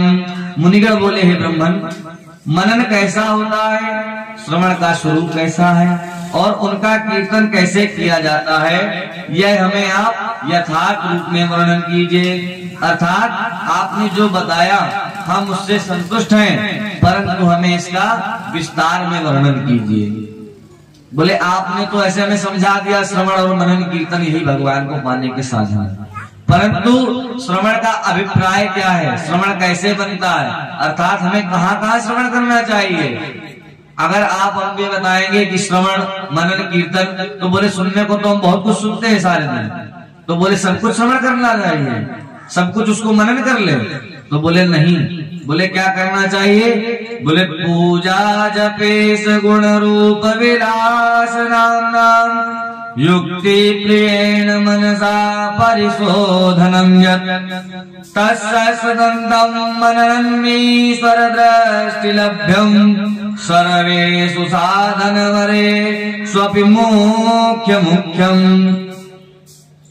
बोले हे मुनियों, भगवान शंकर की पूजा, उनके नामों का जप तथा उनके गुण रूप विलास और नामों का युक्ति परायण चित्त के द्वारा निरंतर परिशोधन या चिंतन होता है, उसी को मनन कहा गया है। अर्थात जब आप पूजा में बैठे हो, कथा में बैठे हो और जब व्यास जी या आचार्य जी आपको भगवान की लीलाओं का वर्णन कर रहे हो तो उन्हें श्रवण करना चाहिए और उन लीलाओं को श्रवण कर अपने अंतःकरण में मनन करना चाहिए और उस कथा में और पूजा में जो भजन गाए जाते हों उन भजनों का कीर्तन आपको जहाँ जहाँ जाने को अवसर प्राप्त हो वहाँ वहाँ जाकर शिव भक्तों पर वह कीर्तन करना चाहिए। सत्संगमेन भवति श्रवणं पुरस्तात् संकीर्तनं पशुपतेरतरणं स्यात् सर्वोत्तमं भवति तन्मननं ददन्ते सर्वं विषं भवति शंकर दृष्टिपाते। सर्वप्रथम सज्जनों की संगति से श्रवण सिद्ध होता है और बाद में शिव जी का कीर्तन दृढ़ हो जाता है और अंत में सभी साधनों में श्रेष्ठ शंकर विषयक मनन उत्पन्न हो जाता है। किंतु यह सब उनकी कृपा दृष्टि से ही संभव होता है, अर्थात भगवान की कृपा दृष्टि से ही ये सारे साधन सुगमता से प्राप्त हो जाते हैं। तो सर्वप्रथम प्राणी को क्या करना चाहिए कि सबसे पहले भगवान की शरण में जाना चाहिए। इसी के विधान को बताते हुए सूत जी बोले कि हे मुनीश्वरों, इस साधन का महत्व बनाने के लिए मैं आपको प्राचीन काल का एक वृत्तांत बताता हूँ। एक समय की बात है कि पराशर मुनि के पुत्र मेरे गुरुदेव व्यास जी ने सरस्वती नदी के सुंदर तट पर तपस्या करने के लिए उद्यत हुए और जब वे वहां पर ध्यान मग्न थे तो उसी समय क्या हुआ कि एक दिव्य विमान से सनत कुमार जी का आगमन हुआ और सनत कुमार जी आए और आकर मुझसे कहने लगे, सत्यम वस्तु मुने दध्या साक्षात्करण गोचरः सा शिवोत सहायोत्र तपश्चरस किं कृते। सनत कुमार जी बोले, हे मुने, आप सत्य सनातन भगवान शंकर का हृदय से ध्यान कीजिए, तब वे शिव प्रत्यक्ष होकर आपकी सहायता करेंगे। आप यहाँ तप किस लिए कर रहे हैं? सनत कुमार जी के कहने पर व्यास जी ने अपना आशय कहा कि मैंने आपकी कृपा से वेद सम्मत धर्म अर्थ काम और मोक्ष की कथा मानव समाज में अनेक प्रकार से प्रदर्शित किया है। इस प्रकार सर्वथा गुरु स्वरूप होने पर भी मुझ में मुक्ति के साधन का ज्ञान उदय नहीं हुआ है, अर्थात अभी तक मुझे कोई मुक्ति का साधन प्राप्त नहीं हुआ है। हे विप्रोन्नो, इस प्रकार जब व्यास मुनि ने सनत कुमार से प्रार्थना करी तो भगवान शंकर का श्रवण कीर्तन मनन ये तीनों महत्तर साधन कहे गए हैं और यही साधन तीनों वेद सम्मत हैं। और पूर्व काल में दूसरे दूसरे साधनों के संभ्रम में पड़कर जो लोग इधर उधर घूमते रहे वह मंदराचल पर्वत पर जाकर तपस्या करने लगे। तदनंतर मंदराचल पर्वत पर जाकर वहां पर क्या हुआ कि बोले भगवान नंदकेश्वर के दर्शन हुए और नंदकेश्वर जी से मैंने श्रवण मनन कीर्तन इन तीनों में जो सक्षम ना हो, अर्थात कोई व्यक्ति कहीं पर ना जा सकता हो, कथा को ना सुन सकता हो, मनन ना कर सकता हो, जिसके पास वाणी ना हो, तो ऐसे लोगों को क्या करना चाहिए? उनके लिए नंदकेश्वर भगवान बोले, श्रवणादित्रिके सत्को लिंगम वेदम च सांकरम संस्थाप नित्यमर्चा तरेत संसार सागरम। सूजी बोले, नंदकेश्वर भगवान ने जो हमारे व्यास जी से कहा वह मैं आपको बता रहा हूँ। बोले, हे सोनक, जो श्रवण कीर्तन और मनन इन तीनों साधनों के अनुष्ठान में समर्थ न हो वह केवल भगवान शिव के लिंग की स्थापना कर कर मुक्ति को प्राप्त कर सकता है। तो व्यास जी ने पूछा कि हे नंदकेश्वर, भगवान का लिंग रूप में पूजन कैसे करना चाहिए? तो सनत कुमार जी ने कहा कि जैसा नंदकेश्वर ने मुझे बताया है मैं वैसा ही आपको बता रहा हूँ। नंदकेश्वर जी ने कहा था कि भगवान शिव का लिंग बनाना चाहिए और बोले कैसा लिंग बनाना चाहिए? बोले अचर लिंग बनाना चाहिए। अचर लिंग और चर लिंग इन लिंगों की स्थापना होती है। बोले एक लिंग उसकी स्थापना करी जाती है जिसको लेकर आप कहीं भी जा सकते हैं और एक होता है प्रतिष्ठित लिंग, उस लिंग की स्थापना कर देने पर वह लिंग कहीं नहीं जाता, अर्थात वहां पर लोग आकर पूजा करते हैं। बोले ऐसे 2 लिंग होने चाहिए, बोले जिनको सदैव अपने संग में लेकर चलना चाहिए वह अचर लिंग को ले चले, और बोले जो स्थापित लिंग हो उसे वहीं पर स्थापना कर देनी चाहिए। तो ऋषिगण बोले कि मूर्त में तो सर्वत्र देवताओं की पूजा होती है, परंतु भगवान शिव की लिंग में पूजा ऐसा क्यों? तो सूत जी ने कहा कि सकलत्वात् तथा वेरं साकारं तस्य संगतम् सकलाकल रूपत्वात् ब्रह्म शब्दाभिधा परः। बोले रूपवान होने के कारण भगवान शिव को सकल भी कहा गया है, इसलिए वे सकल और निष्कल दोनों हैं। शिव के निष्कल निराकार होने के कारण ही उनका पूजन का आधारभूत लिंग भी निराकार ही प्राप्त हुआ, अर्थात शिवलिंग शिव के निराकार स्वरूप का प्रतीक है। इसी तरह शिव के सकल या साकार होने के कारण उनकी पूजा का आधारभूत कौन है? बोले विग्रह साकार रूप में होता है और लिंग जो है वह निराकार है। इसलिए सकल और अकल दोनों रूप से ब्रह्म शब्द से कहे जाने वाले परमात्मा, यही कारण है कि सब लोग लिंग निराकार और मूर्ति में भगवान शिव का साकार पूजन करते हैं। और शिव से जो भिन्न देवता हैं वह नंदकेश्वर बोल रहे हैं कि वे साक्षात ब्रह्म नहीं है, अपितु केवल भगवान शिव ही पर ब्रह्म है। अतः सुरेश्वर इंद्र ब्रह्मा आदि देवगण भी निष्कल लिंग में पूजित होते हैं। सभी देवगण ब्रह्म न होने से अपितु सगुण जीव होने के कारण केवल वेद मूर्ति में ही उनकी पूजा होती है। सनत कुमार जी बोले, हे भगवान, शिव के अतिरिक्त उनके बस में रहने वाले जो अन्य देवता हैं उन सब की पूजा के लिए तो वेद मूर्ति ही अधिक संख्या में देखने को मिलती है, लेकिन भगवान शिव की पूजा में ही लिंग और वेद दोनों उपयोग देखने में आते हैं। अतः हे कल्याण में नंदकेश्वर, इस विषय में जो तत्व की बात हो उसे मुझे इस प्रकार बताइए। तो भगवान नंदकेश्वर बोले कि हे निष्पाप ब्रह्म कुमार, हम जैसे लोगों के द्वारा आपके इस प्रश्न का कोई उत्तर नहीं दिया जा सकता, अर्थात यह जो गोपनीय विषय है और लिंग साक्षात ब्रह्म का प्रतीक है, इस विषय में भगवान शिव ने जो कुछ बताया है वह मैं आपके सामने उद्धृत कर रहा हूँ। भगवान शिव ब्रह्म स्वरूप और निष्कल निराकार है, इसलिए उन्हीं की पूजा में निष्कल लिंग का उपयोग होता है। संपूर्ण वेदों का भी यही मत है, वे ही सकल और निष्कल हैं। इस प्रकार वे निराकार और साकार दोनों रूप में प्रदत्त होते हैं। और नंदकेश्वर बोले कि आपके प्रति प्रीति के कारण मैं यथार्थ रूप से इस महात्मा का वर्णन करता हूँ। तो बोले क्या महात्मा? बोले एक समय की बात है, पुरा कदाचित् योगिन्द्र विष्णुरविषधरासनः सुस्वापरया भूत्या स्वानुगैरविसंवृतः। नंदकेश्वर बोले कि हे योगेंद्र, प्राचीन काल में किसी समय भगवान विष्णु अपनी पराशक्ति लक्ष्मी जी तथा अन्य पार्षदों से घिरे हुए शयन कर रहे थे। उसी समय ब्रह्मवेत्ताओं में श्रेष्ठ ब्रह्मा जी ने अपनी इच्छा से वहां आकर उन परम सुंदर कमल नेत्रधारी विष्णु भगवान से पूछा, कष्टम पुरुष वक्षेश दृष्ट्वा मापि दत्तवत उत्तिष्ठ वत्स मां पश्या पवनाथ विहांगतः। ब्रह्मा जी आए और विष्णु जी से पूछने लगे, हे पुरुष तुम कौन हो और मुझे आया देखकर यहाँ अपने प्रभु को देखो और मेरा सम्मान करो।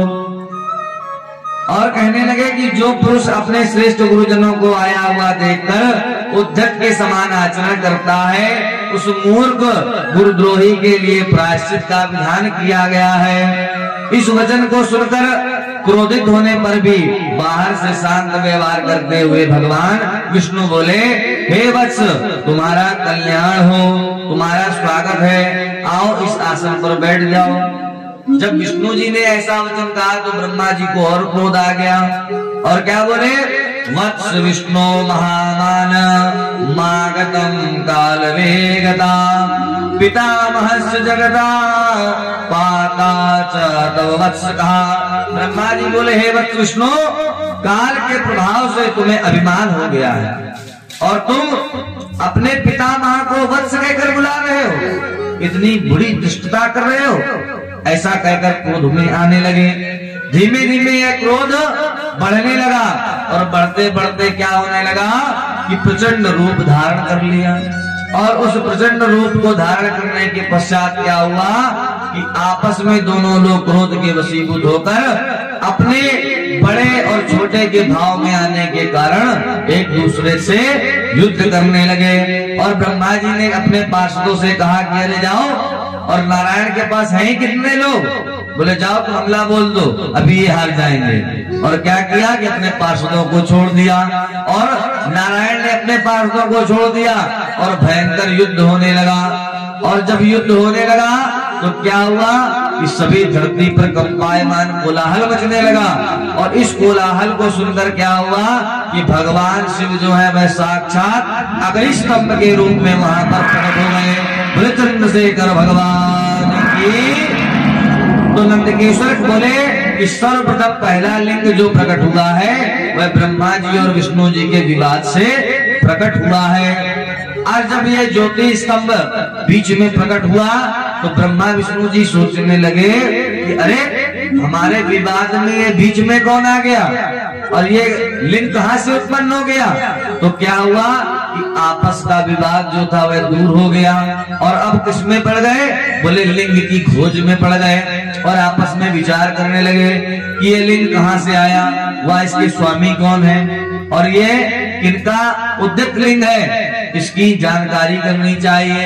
और इसी प्रकार भगवान दर्शाते भी हैं कि जब दो लोगों का आपस में विवाद चल रहा हो तो वहां पर उसी व्यक्ति को जाना चाहिए जो सक्षम हो, अर्थात दुर्बल व्यक्ति को नहीं जाना चाहिए, नहीं दो लोगों का विवाद तो शांत हो जाएगा, वह दुर्बल व्यक्ति फालतू में ही पिट जाएगा।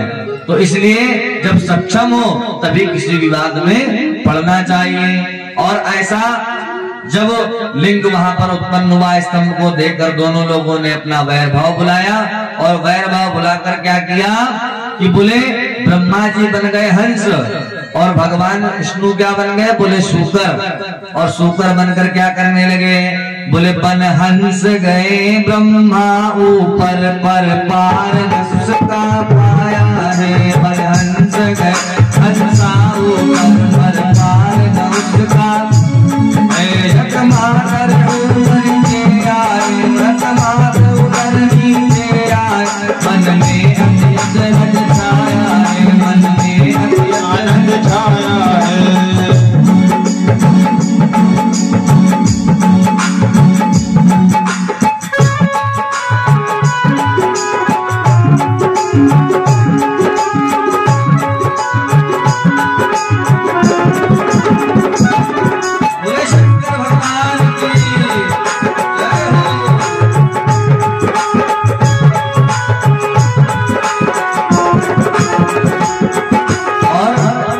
बनकर तो ब्रह्मा जी ऊपर गए और क्या हुआ कि लिंग का पार देखने के लिए चले गए। मन में विचार किया दोनों लोगों ने, ब्रह्मा जी ने सोचा कि हम हंस बन जाते हैं और हम क्या करेंगे, हम ऊपर की ओर चलते हैं, हम ऊपर जाएंगे और इसका आदि अंत देखेंगे।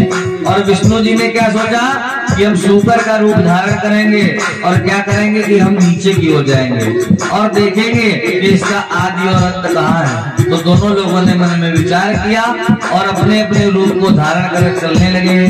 बन हंस गए ब्रह्मा ऊपर पर पार उसका पाया है, हंस गए ब्रह्मा ऊपर पर पार उसका पाया है। जगमार उतर नीचे आए, जगमार उतर नीचे आए, मन में अभियंतर छाया है, मन में अभियंतर छाया है, मन में अभियंतर छाया है, मन में छाया है। जय हो।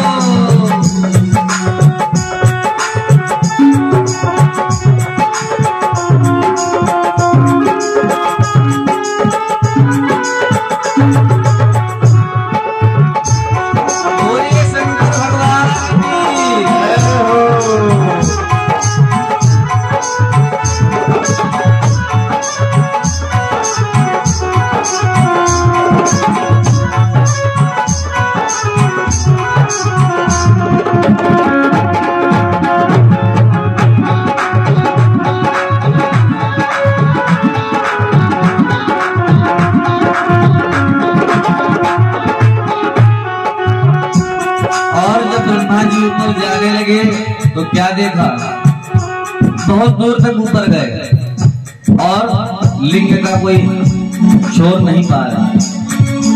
थोड़ी देर में क्या हुआ कि ऊपर से केतकी का पुष्प गिरा और गिरते हुए ब्रह्मा जी के चरणों में आकर पड़ा। जब नीचे गिरा तो ब्रह्मा जी ने कहा कि हे पुष्प, तुम कहां से आ रहे हो? केतकी के पुष्प ने ब्रह्मा जी को प्रणाम किया और कहा कि अनंत वर्ष बीत गए, इसका कोई पार नहीं पा पाया मैं, और इसका पार देखने के लिए ही मैं गया, परंतु इसका कोई पार नहीं प्राप्त हुआ। ब्रह्मा जी सोचने लगे कि अगर मैं इस प्रतिस्पर्धा में हार गया तो क्या होगा? बोले लोग हंसेंगे मुझ पर और विष्णु जी भी हंसेंगे, तो बोले मैं हंसी का पात्र ना बनूं और बड़ा भी बन जाऊं। तो इसके लिए क्या किया? बोले मन में विचार बना लिया। क्या? बोले कि जाएंगे और झूठा बोल देंगे। बोले झूठ बोलकर कह देंगे कि हाँ हमने तो पार पा लिया। और इधर नारायण क्या कर रहे हैं? बनकर वारा गए विष्णु, बनकर वारा गए विष्णु, नीचे भी अंत न पाया है, नीचे भी अंत न पाया है, नीचे भी अंत न पाया है, नीचे भी अंत न पाया है। कभी से द्वारा कल्प, जब से द्वारा कल्प सृष्टि के अंदर आया है, सृष्टि के अंदर आया है, सृष्टि के अंदर आया है, सृष्टि के अंदर आया है। और जब ब्रह्मा जी हंस बनकर ऊपर गए और शूकर बनकर भगवान नारायण नीचे गए, तो भगवान नारायण जब कुछ दूर गए तो भगवान नारायण ने सोचा कि क्या परमात्मा का भी कोई आदि और अंत होता है? नारायण सोचने लगे कि अरे ये कैसी धृष्टता कर दी हमने, हम इस लिंग का आदि और अंत देखने के लिए आ गए, ये क्या अज्ञान हो गया हमसे। और भगवान हरि विष्णु ने क्या किया कि वह अपने लोक को आ गए और स्तंभ के पास जाकर प्रार्थना करें। प्रार्थना करके कहने लगे कि हे महापुरुष, हमने जो आपकी अज्ञानता व अवज्ञा करी उसके लिए मैं क्षमा कर दीजिए। और प्रणाम कर वहीं विराजमान हो गए और सोचने लगे कि ब्रह्मा जी भी कुछ क्षणों में आ ही रहे होंगे, पर ब्रह्मा जी का तो कुछ अलग ही तालमेल चल रहा था। ब्रह्मा जी किस जुगाड़ में थे? बोले बड़े बन जाए। आज भी लोग यही करते हैं, जैसे ब्रह्मा जी ने किया वैसे ही आज भी लोग करते हैं। बोले कभी खुद को बड़ा और श्रेष्ठ दिखाने के लिए आपको कुछ नहीं करना चाहिए। बोले क्यों? बोले जिस प्रकार जल का पात्र अंदर गहरा होता है, बाहर नहीं गहरा होता है, लेकिन उसमें जल है कि नहीं वह आपको उठाने से ही पता लग जाता है। तो इसीलिए आप अंदर से सदैव खाली ही रहो, क्योंकि अगर अहंकार अंदर समाहित हो गया और उस अहंकार से आप भारी हो गए तो क्या होगा? बोले शीघ्र ही पतन की ओर बढ़ जाओगे। बोले नाम तो छोड़ो, कुछ भी नहीं होगा। तो इसलिए कभी भी अपने अंदर किसी प्रकार का मद व अहंकार अपनी श्रेष्ठता के लिए नहीं लाना चाहिए। प्राणी को सदैव दूसरों को श्रेष्ठ बना देना चाहिए कि हाँ भाई आप ही श्रेष्ठ है, आप ही पूजनीय, आप ही वंदनीय।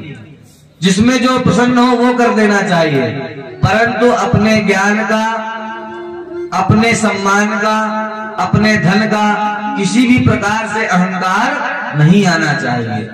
आज ब्रह्मा जी के साथ क्या हो रहा? बोले अहंकार ही तो आ गया, बोले मद भर गया और क्या कर रहे हैं? बोले समझ ही नहीं पा रहे हैं कि यह ज्योतिर्स्तंभ जो अग्नि के समान प्रकट हुआ है, इसका आदि और अंत कैसे हो सकता है? इतना विचार मन में नहीं ला पा रहे हैं और क्या करने लगे? उसका छोर ढूंढने लगे। और जब केतकी का पुष्प मिला तो उसने भी बताया कि ब्रह्मा जी कई कल्पों से मैं भी यहाँ पर जा रहा हूँ, परंतु इस स्तंभ का कोई पार नहीं प्राप्त हुआ है, तो आप सर्वथा इस प्रयत्न को तो छोड़ ही दो। ब्रह्मा जी ने कहा कि हे पुष्प, मैं जगत का सृष्टिकर्ता पितामह ब्रह्मा हूं, और मेरा और नारायण का आपस में विवाद हुआ है और मैंने उनसे कहा है कि हम दोनों में से जो इसका छोर या अंत ढूंढ लेगा वही विजयी और वही श्रेष्ठ होगा। तो हे केतकी के पुष्प, मैं तुम्हें आज्ञा देता हूं कि तुम मेरे संग में चलो और भगवान नारायण के समक्ष चलकर झूठी गवाही दे देना। अच्छा, लोग आजकल काल में क्या सोचते, बोले झूठ बहुत छोटी चीज है, बोले झूठ 3 अक्षरों बन गया। बोले कोई भी काम कर रहे हो, बोले कहीं कार्य क्षेत्र में जाना होता, बोले लेट हो गए, तो बोले क्या बोले, बोले अपने बॉस से बोल दिया, बोले साहब क्रॉसिंग में फंसे घंटों हो गया, बोले भले घर से लेट निकले। और बोले कोई जरूरी काम था वहां नहीं पहुंच पाए, बोले उससे पहले अपना काम आ गया, तो बोले झूठ बोल दिया। बोले भाई साहब क्या बताएं, बहुत स्वास्थ्य खराब है, आ नहीं पाएंगे। आने का तो मन बहुत है, मन हमारा यहाँ कथाएं में रखा है, आप जान रहे हैं आप कैसे सब कार्य कर रहे होंगे, लेकिन क्या बताएं कि इतना असमर्थ हो चुके हैं कि हम आ नहीं पा रहे हैं, और जैसे ही समय मिलेगा हम आएंगे। ये क्या है, झूठ। थोड़े समय के लिए जो हमें अच्छाइयां प्रदान कर देता है, हमारी प्रसन्नता को बढ़ाए रखता है और हमारे सम्मान को बरकरार रखता है, वह क्या है, बोले झूठ। लेकिन कभी हम ये नहीं सोचते हैं कि परस्पर अगर वही व्यक्ति हमारे घर आ जाएगा और देख लेगा कि हम क्या कर रहे हैं, तो उस झूठ का पर्दाफाश हो जाएगा। और कलिकाल इसीलिए बढ़ भी रहा है। क्यों बढ़ रहा है, बोले लोग कर क्या रहे हैं, बोले असत्य के आचरण ही तो कर रहे हैं। सत्यनारायण कथा बहुत लोग सुनते हैं, पर उस कथा को सुनकर आज तक हमारे हिसाब से तो किसी ने सोचा ही नहीं होगा कि सत्यनारायण का मतलब क्या है। बोले सत्यनारायण कथा का मतलब ये नहीं है कि सतानंद ब्राह्मण की कथा सुन ली, लगड़हारा कर गया, लीलावती कलावती हो गया, पंचामृत पा लिया और पंजीरी खा लिया, बोले जय सीताराम ना। बोले सिया राम तो तब होगा जब उसका स्लोगन ही आप याद कर लो। बोले ब्रांड क्या होता है, ब्रांड का मतलब यही तो होता है कि उसकी पहचान होती है वो। उसी प्रकार जो भगवान की कथा है उसका टाइटल क्या रहता है, बोले सत्यनारायण व्रत कथा, अर्थात जो लोग सत्य को धारण कर लेंगे वह नारायण की कृपा से भवसागर से पार हो जाएंगे। सत्यनारायण का मतलब ये नहीं है कि 5 अध्याय सुन लो और उसके पश्चात बंधु बांधवों के साथ आनंद उठाने लगो ना। सत्यनारायण का यथार्थ स्वरूप यही है कि सर्वप्रथम जिस दिन से आप मन में धारणा कर लो कि हे भगवान आज से हम केवल सत्य ही बोलेंगे, सत्य के ही आचरण करेंगे, उस दिन से ही आपका कल्याण हो जाएगा और भगवान नारायण की कृपा पर हो जाएगी। इधर अहंकार के वशीभूत होकर ब्रह्मा जी झूठी गवाही लेकर केतकी के पुष्प को भगवान नारायण के समक्ष आ गए और क्या किया, बोले नारायण के पास आकर बोले कि हे नारायण, हमने तो भाई स्तंभ का आदि जान लिया है और अगर आपको हम पर भरोसा ना हो तो हम ये केतकी का पुष्प हमारी गवाही के तौर पर लेकर आए हैं, क्योंकि अगर आप ना मानते तो हम कैसे अपनी निष्पक्षता बताते हैं। भगवान नारायण ने जब देखा तो सोचे कि ठीक है भाई, आप ही विजयी हो गए, आप ही श्रेष्ठ बन जाओ। और नारायण ने क्या किया कि नारायण ने षोडशोपचार से उनका पूजन किया और पूजन जब कर ही रहे थे तो क्या हुआ, एकाएक अग्नि स्तंभ से महान ज्वाला प्रकट हुई और हरे हरे कहकर भगवान शिव प्रकट हो गए। रुद्र स्वरूप भगवान प्रकट हुए और बोले रुको नारायण, नारायण को रोक दिया। बोले ब्रह्मा जो है ये झूठ बोल रहे हैं, बोले इन्होंने कोई आदि और अंत नहीं देखा, बोले ये अपनी अज्ञानता और अपनी श्रेष्ठता के कारण यहाँ आकर तुमसे झूठ बोल बैठे और ये केतकी का पुष्प भी जो है महान पापी है जिसने यहाँ पर आकर मेरे समक्ष झूठ बोला है। और क्या किया कि भगवान शिव ने तुरंत अपने अंदर से एक रुद्र को पैदा किया जो भैरव हुए और भैरव ने आते ही ब्रह्मा जी का एक सर काट दिया। तब से ब्रह्मा जी कौन हो गए? बोले चतुर्मुखी हो गए। बोले बहरा ब्रह्मा जी कौन थे? बोले पंचानन मुखी थे। और उसके पश्चात क्या हो गए? बोले चतुर्मुखी हो गए ब्रह्मा जी। अब जब भगवान शिव को क्रोध में देखा तो भाई ब्रह्मा जी तो कुछ कह नहीं सकते थे, क्योंकि जब कुछ कहा नहीं तब एक सर कट चुका था। तो ब्रह्मा जी ने क्या किया कि तुरंत शरणागति ले ली और नारायण जो है भगवान शिव की प्रार्थना करने लगे। त्वया प्रयत्नेन पुरा हि दत्तम यदस्य पंचाननमीश चिह्नं तस्मात् क्षमस्वाद्यमनुग्रहम् कुरु प्रसाद विदहेष्मै। भगवान नारायण बोले, हे ईश, ये जो ब्रह्मा सृष्टि के देवता हैं, इनका आपने एक मुख तो पहले ही भैरव जी से हरण करा दिया। अब अगर आप इन पर कृपा नहीं करेंगे तो बहुत ही अनर्थ हो जाएगा। और हे ब्रह्मन, तुमने अघोर अपराध किया है। श्रेष्ठता पाने के चक्कर में सठे शब्द को प्राप्त हो गए तुम। सठ माने मूर्ख। बोले तुमने अज्ञानता के वश ऐसा कर्म कर दिया कि परमात्मा के सामने ही तुमने झूठ बोल दिया। तो ब्रह्मा जी बोले, स्वामिन् प्रसीदात् महाविभूते मन्ये वरम में शिरसा प्रमोक्षमं मयि मुदा। ब्रह्मा जी बोले, हे महाविभूति सुम्बिन स्वापिन, आप मुझ पर प्रसन्न होइए। मैं आपकी कृपा से अपने सिर के कटने को भी आज श्रेष्ठ समझता हूँ। अर्थात ब्रह्मा जी कहने लगे, हे प्रभु, अच्छा हुआ ये सर कट गया। बोले क्यों? बोले क्योंकि इस ब्रह्मांड में क्या विराजमान था? बोले अहंकार विराजमान था। और ब्रह्मा जी नाना प्रकार से भगवान शिव की स्तुति और प्रशंसा के लिए प्रेरणा करने लगे। परंतु भगवान शिव क्रोध में ही है और क्या कहने लगे? रे रे केतक दुष्टत्वम सट दूरमितो व्रज ममापि प्रेम ते पुष्पे मां भूत पूजा सिता परम। तो भगवान शिव ने झूठी गवाही देने वाले कपटी उस केतकी पुष्प से कहा, अरे सटकेतक, तुम दुष्ट हो, यहाँ से दूर चले जाओ और मेरी पूजा में उपस्थित होने का अधिकार आज से तुम्हें नहीं प्राप्त होगा। तो केतकी का पुष्प सोचने लगा कि हे प्रभु, मैंने तो केवल असत्य भाषण ही किया है, वह भी ब्रह्मा जी के कहने के कारण, और तो मेरा कोई अपराध नहीं है। आप तो मुझे संसार से ही विमुख कर देना चाहते हैं। हे प्रभु, मैंने तो सुना है कि आप दीनों पर दया करने वाले हैं, अनाथों के नाथ पशुपतिनाथ भोलेनाथ ऐसे भक्त आपको जानते हैं, और आप मुझ जैसे दीन पर भी दया नहीं करेंगे क्या? ऐसे कहकर नाना प्रकार से स्तुति करने लगा।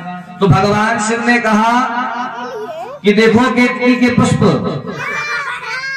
तुम मेरी पूजा में तो कभी उपयोग में नहीं आओगे, परंतु तुम्हारा साक्षात्कार बनने हेतु मैं क्या करता हूं? मैं तुम्हें एक वरदान देता हूं। और वह वरदान क्या है? बोले वह वरदान यह है कि तुम मन्नत सभी देवी देवताओं के प्रिय होगे। बोले मेरी पूजा में छोड़कर सभी पूजाओं में तुम्हारा उपयोग किया जाएगा। इसीलिए भगवान शिव पर कभी केतकी का पुष्प नहीं समर्पण किया जाता है। परंतु केतकी के पुष्प ने कहा कि प्रभु, बात तो वही नहीं ना, आप अगर मुझे अपनी ही शरण से दूर कर देंगे तो मैं क्या करूंगा इस भवसागर में?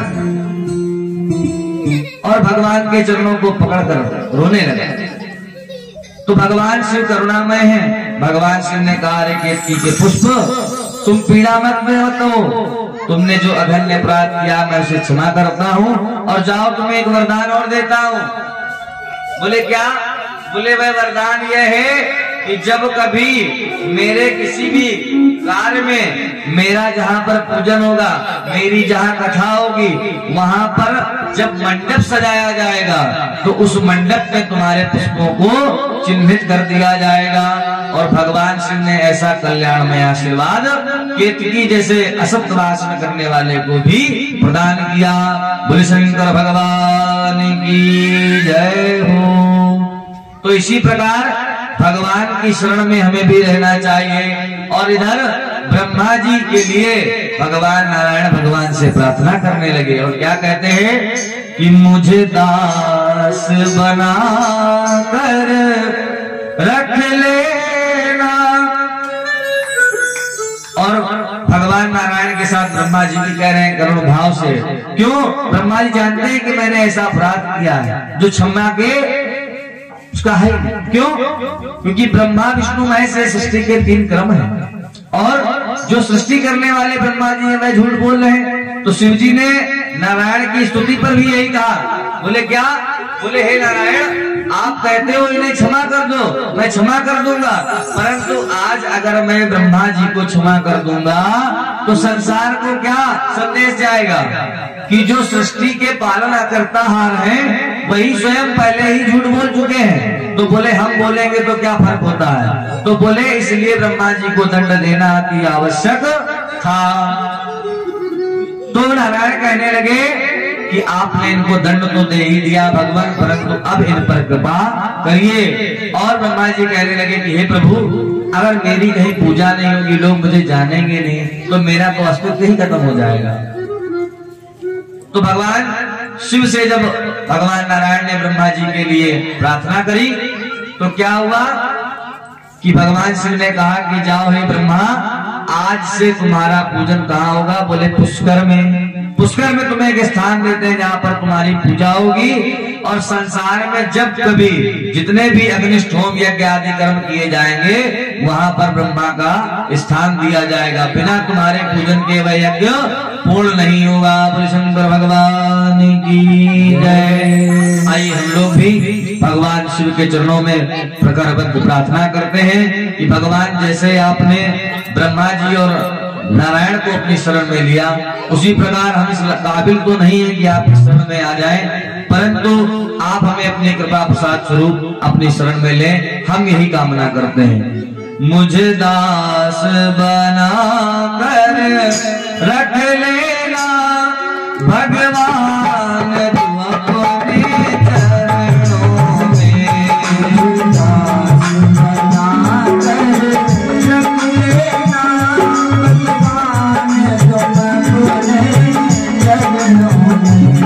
मुझ दास बना कर रख लेना भगवान, तू अपने चरणों में।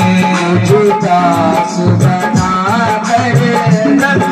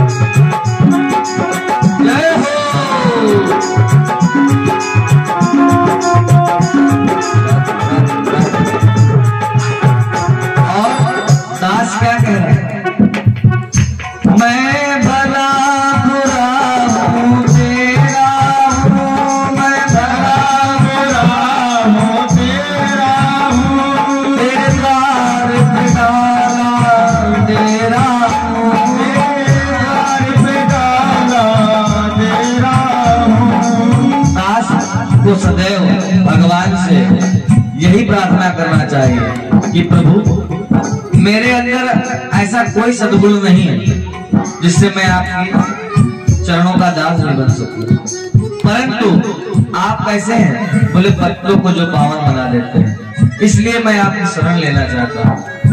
और भगवान आप अगर अपनी शरण में मुझे ले लेंगे तो निश्चित ही मेरा यह मानव तन जो जीवन है यह धन्य हो जाएगा। तो इसीलिए दास भगवान से प्रार्थना कर रहा है,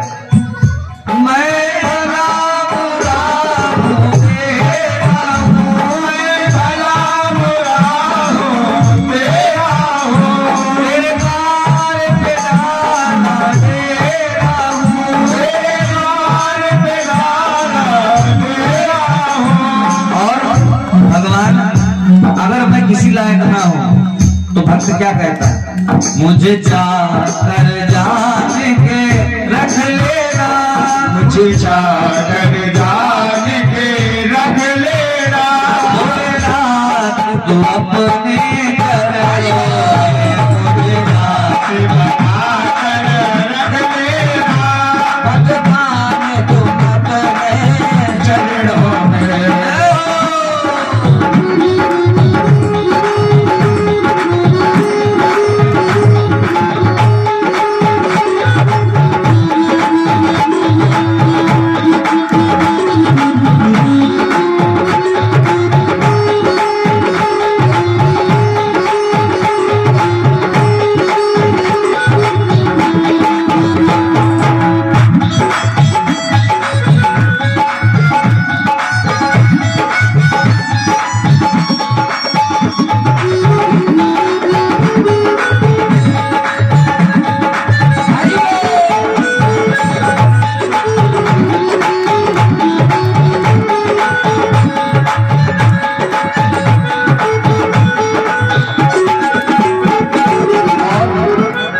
भगवान से कह रहा है कि हमने तो सुना है कि आपने कैसे कैसे लोगों को तार दिया, तो मुझे अधम को भी तारो।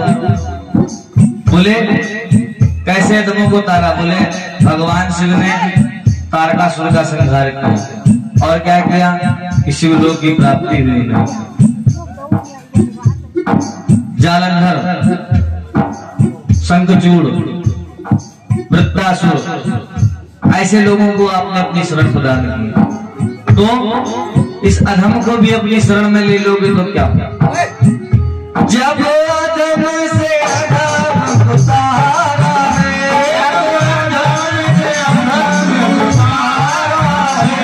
उसमें ही नाम हमारा है, उसमें ही नाम हमारा है, उसमें ही नाम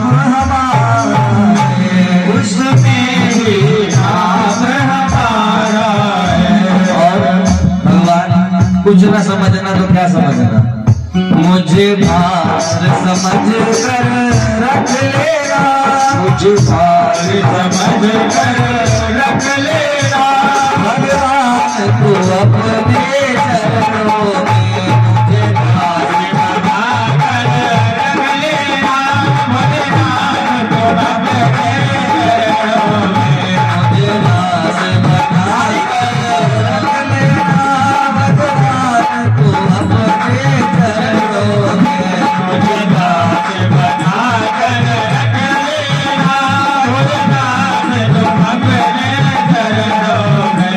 ओम नमः शिवाय, ओम नमः शिवाय, हर हर भोले नमः शिवाय, ओम नमः शिवाय, ओम नमः शिवाय, हर हर भोले नमः शिवाय, हर हर भोले नमः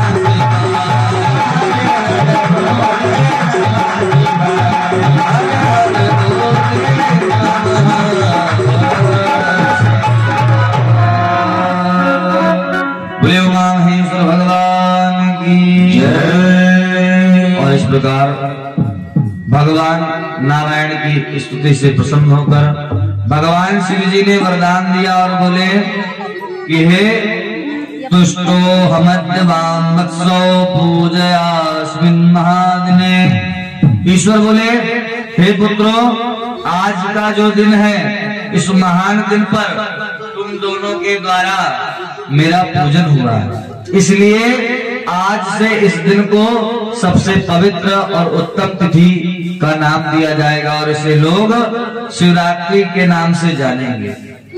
और इस समय जो मेरे निष्कल अंग से आकृति रहित निराकार स्वरूप की जो प्रतीक सकल और निष्कल रूप से प्रतीत होता है, वही लिंग मेरा सदैव वंदनीय है। और भगवान शिव ने बताया कि आद्रा नक्षत्र के मार्गशीर्ष में होने पर, अर्थात मार्गशीर्ष मास में जब आद्रा नक्षत्र पड़े, तब मेरा पूजन उत्तम फल को देने वाला है। और आज जो अज्ञान के कारण तुम दोनों का जो ये ईश्वरत्व अभिमान उत्पन्न हुआ है, उसे दूर करने के लिए ही मैं रणभूमि में प्रकट हुआ था। आज से यह जो लिंग है, यह सगुण और अकुल निर्गुण ये दोनों ही मेरे स्वरूप होने के कारण मेरा ही स्वरूप माना जाएगा। और यह लिंग पृथ्वी पर जाकर छोटे स्वरूप में हो जाएगा। अभी जो अग्नि स्तंभ प्रकट हुआ था वह कैसा था? बोले आकाश की तरह था। और भगवान शिव ने बताया कि ये जो लिंग है, ये साक्षात मेरा ही स्वरूप है। तो प्राय आजकल मनुष्यों में भ्रांति भी है, बोले भगवान शिव का जो लिंग है ये मनुष्य आकृति है, तो ऐसा नहीं है। पुराण में ही कहा गया है, यह जो लिंग है, लिंग का मतलब प्रतीक। भगवान शिव का जो प्रतीक है यह लिंग, यह आकाश का बोधक है। अर्थात आकाश कैसा है? बोले लिंगाकार है। और जो यह योनि है, यह साक्षात माता उमा है, जो भगवान शिव के साथ विराजमान होती है। इसीलिए इस लिंग का पूजन करने से आपको समस्त प्रकार के भोगों और ऐश्वर्य की प्राप्ति हो जाती है। क्यों? साक्षात उमा महेश्वरी जो माता है, इनसे ही प्रकृति के सारे तत्व हैं और भगवान शिव से ही समस्त देवी देवता एवं समस्त प्रकार के ऐश्वर्य हैं। तो जो लोग भगवान शिव और माता पार्वती को साथ में लेकर लिंग की पूजा करते हैं, उन्हें समस्त देवी देवताओं के पूजन करने का फल प्राप्त हो जाता है।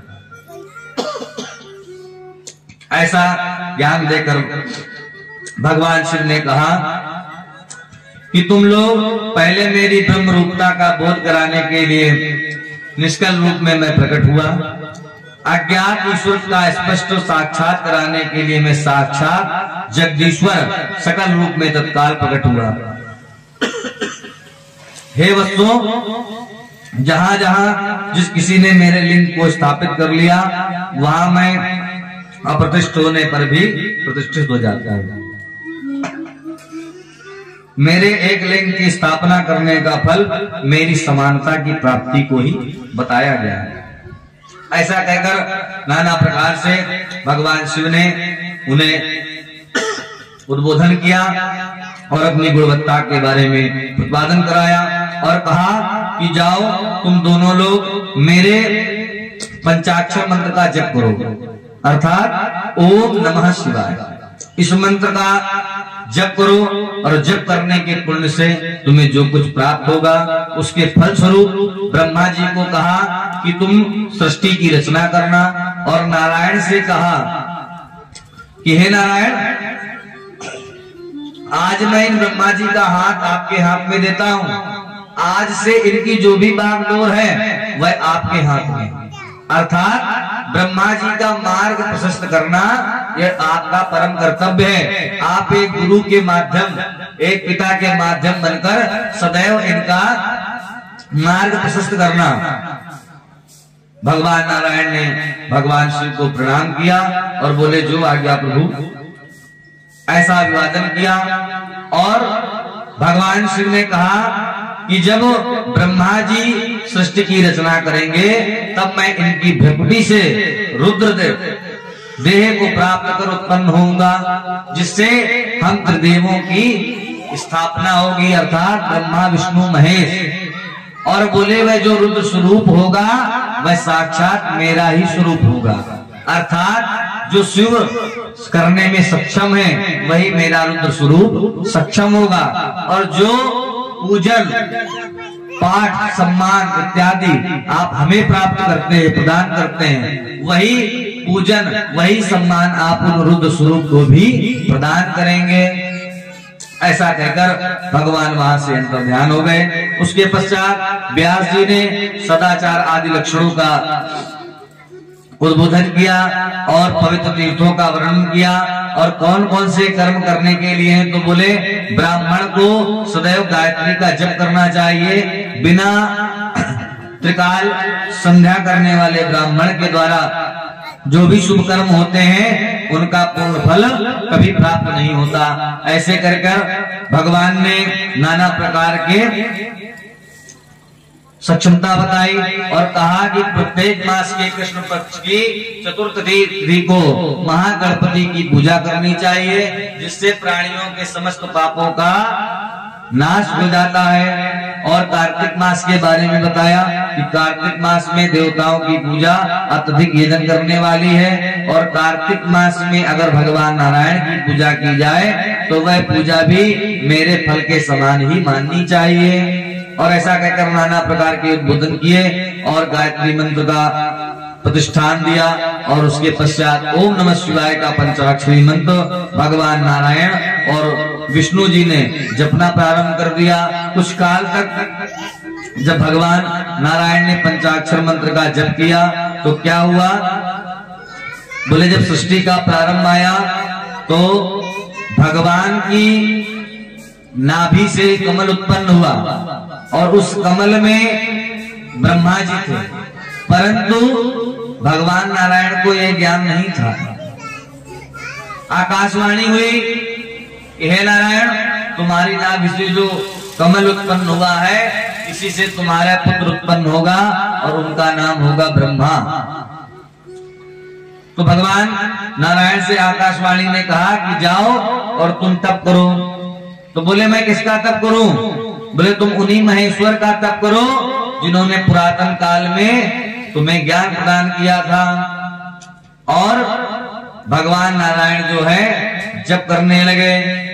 12 वर्ष जप करने के पश्चात क्या हुआ कि ब्रह्मा जी की उत्पत्ति हो गई।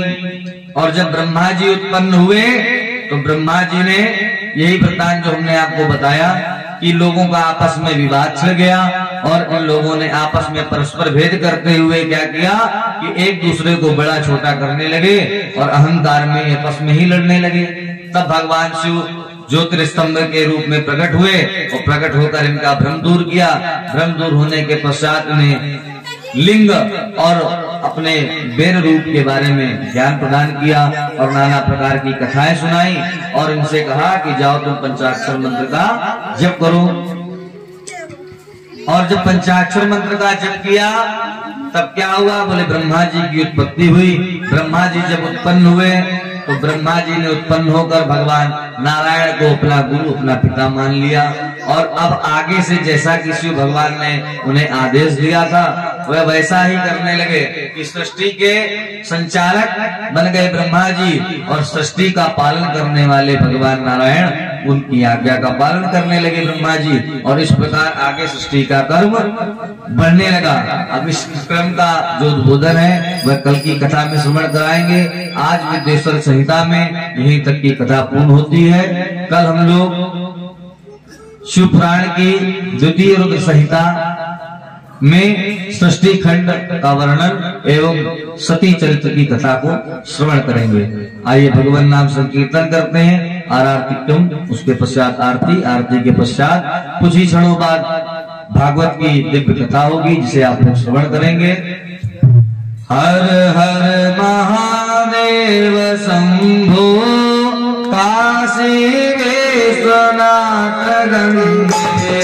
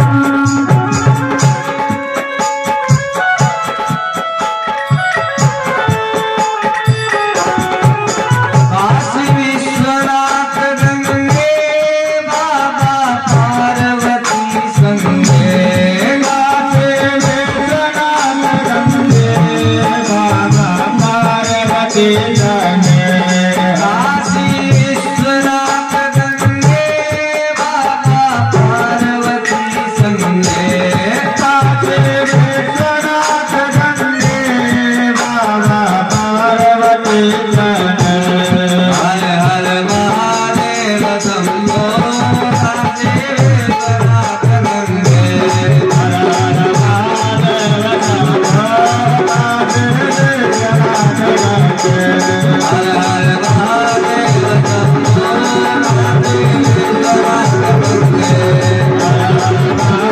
महादेव शंभो काशी विश्वनाथ गंगे हर हर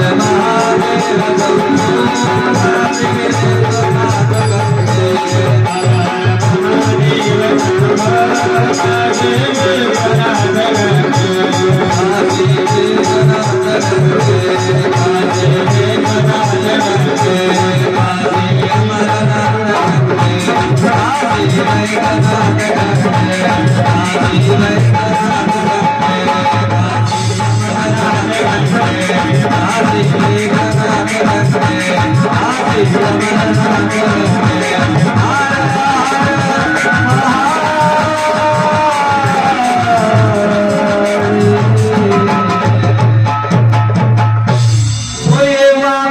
भगवान की आइए सभी लोग खड़े हो जाइए, आरती करते हैं। उसके पश्चात अद्भुत और एवं सुंदर दिव्य भगवान कृष्ण की लीला का वर्णन श्रवण करेंगे। ओम चंद्र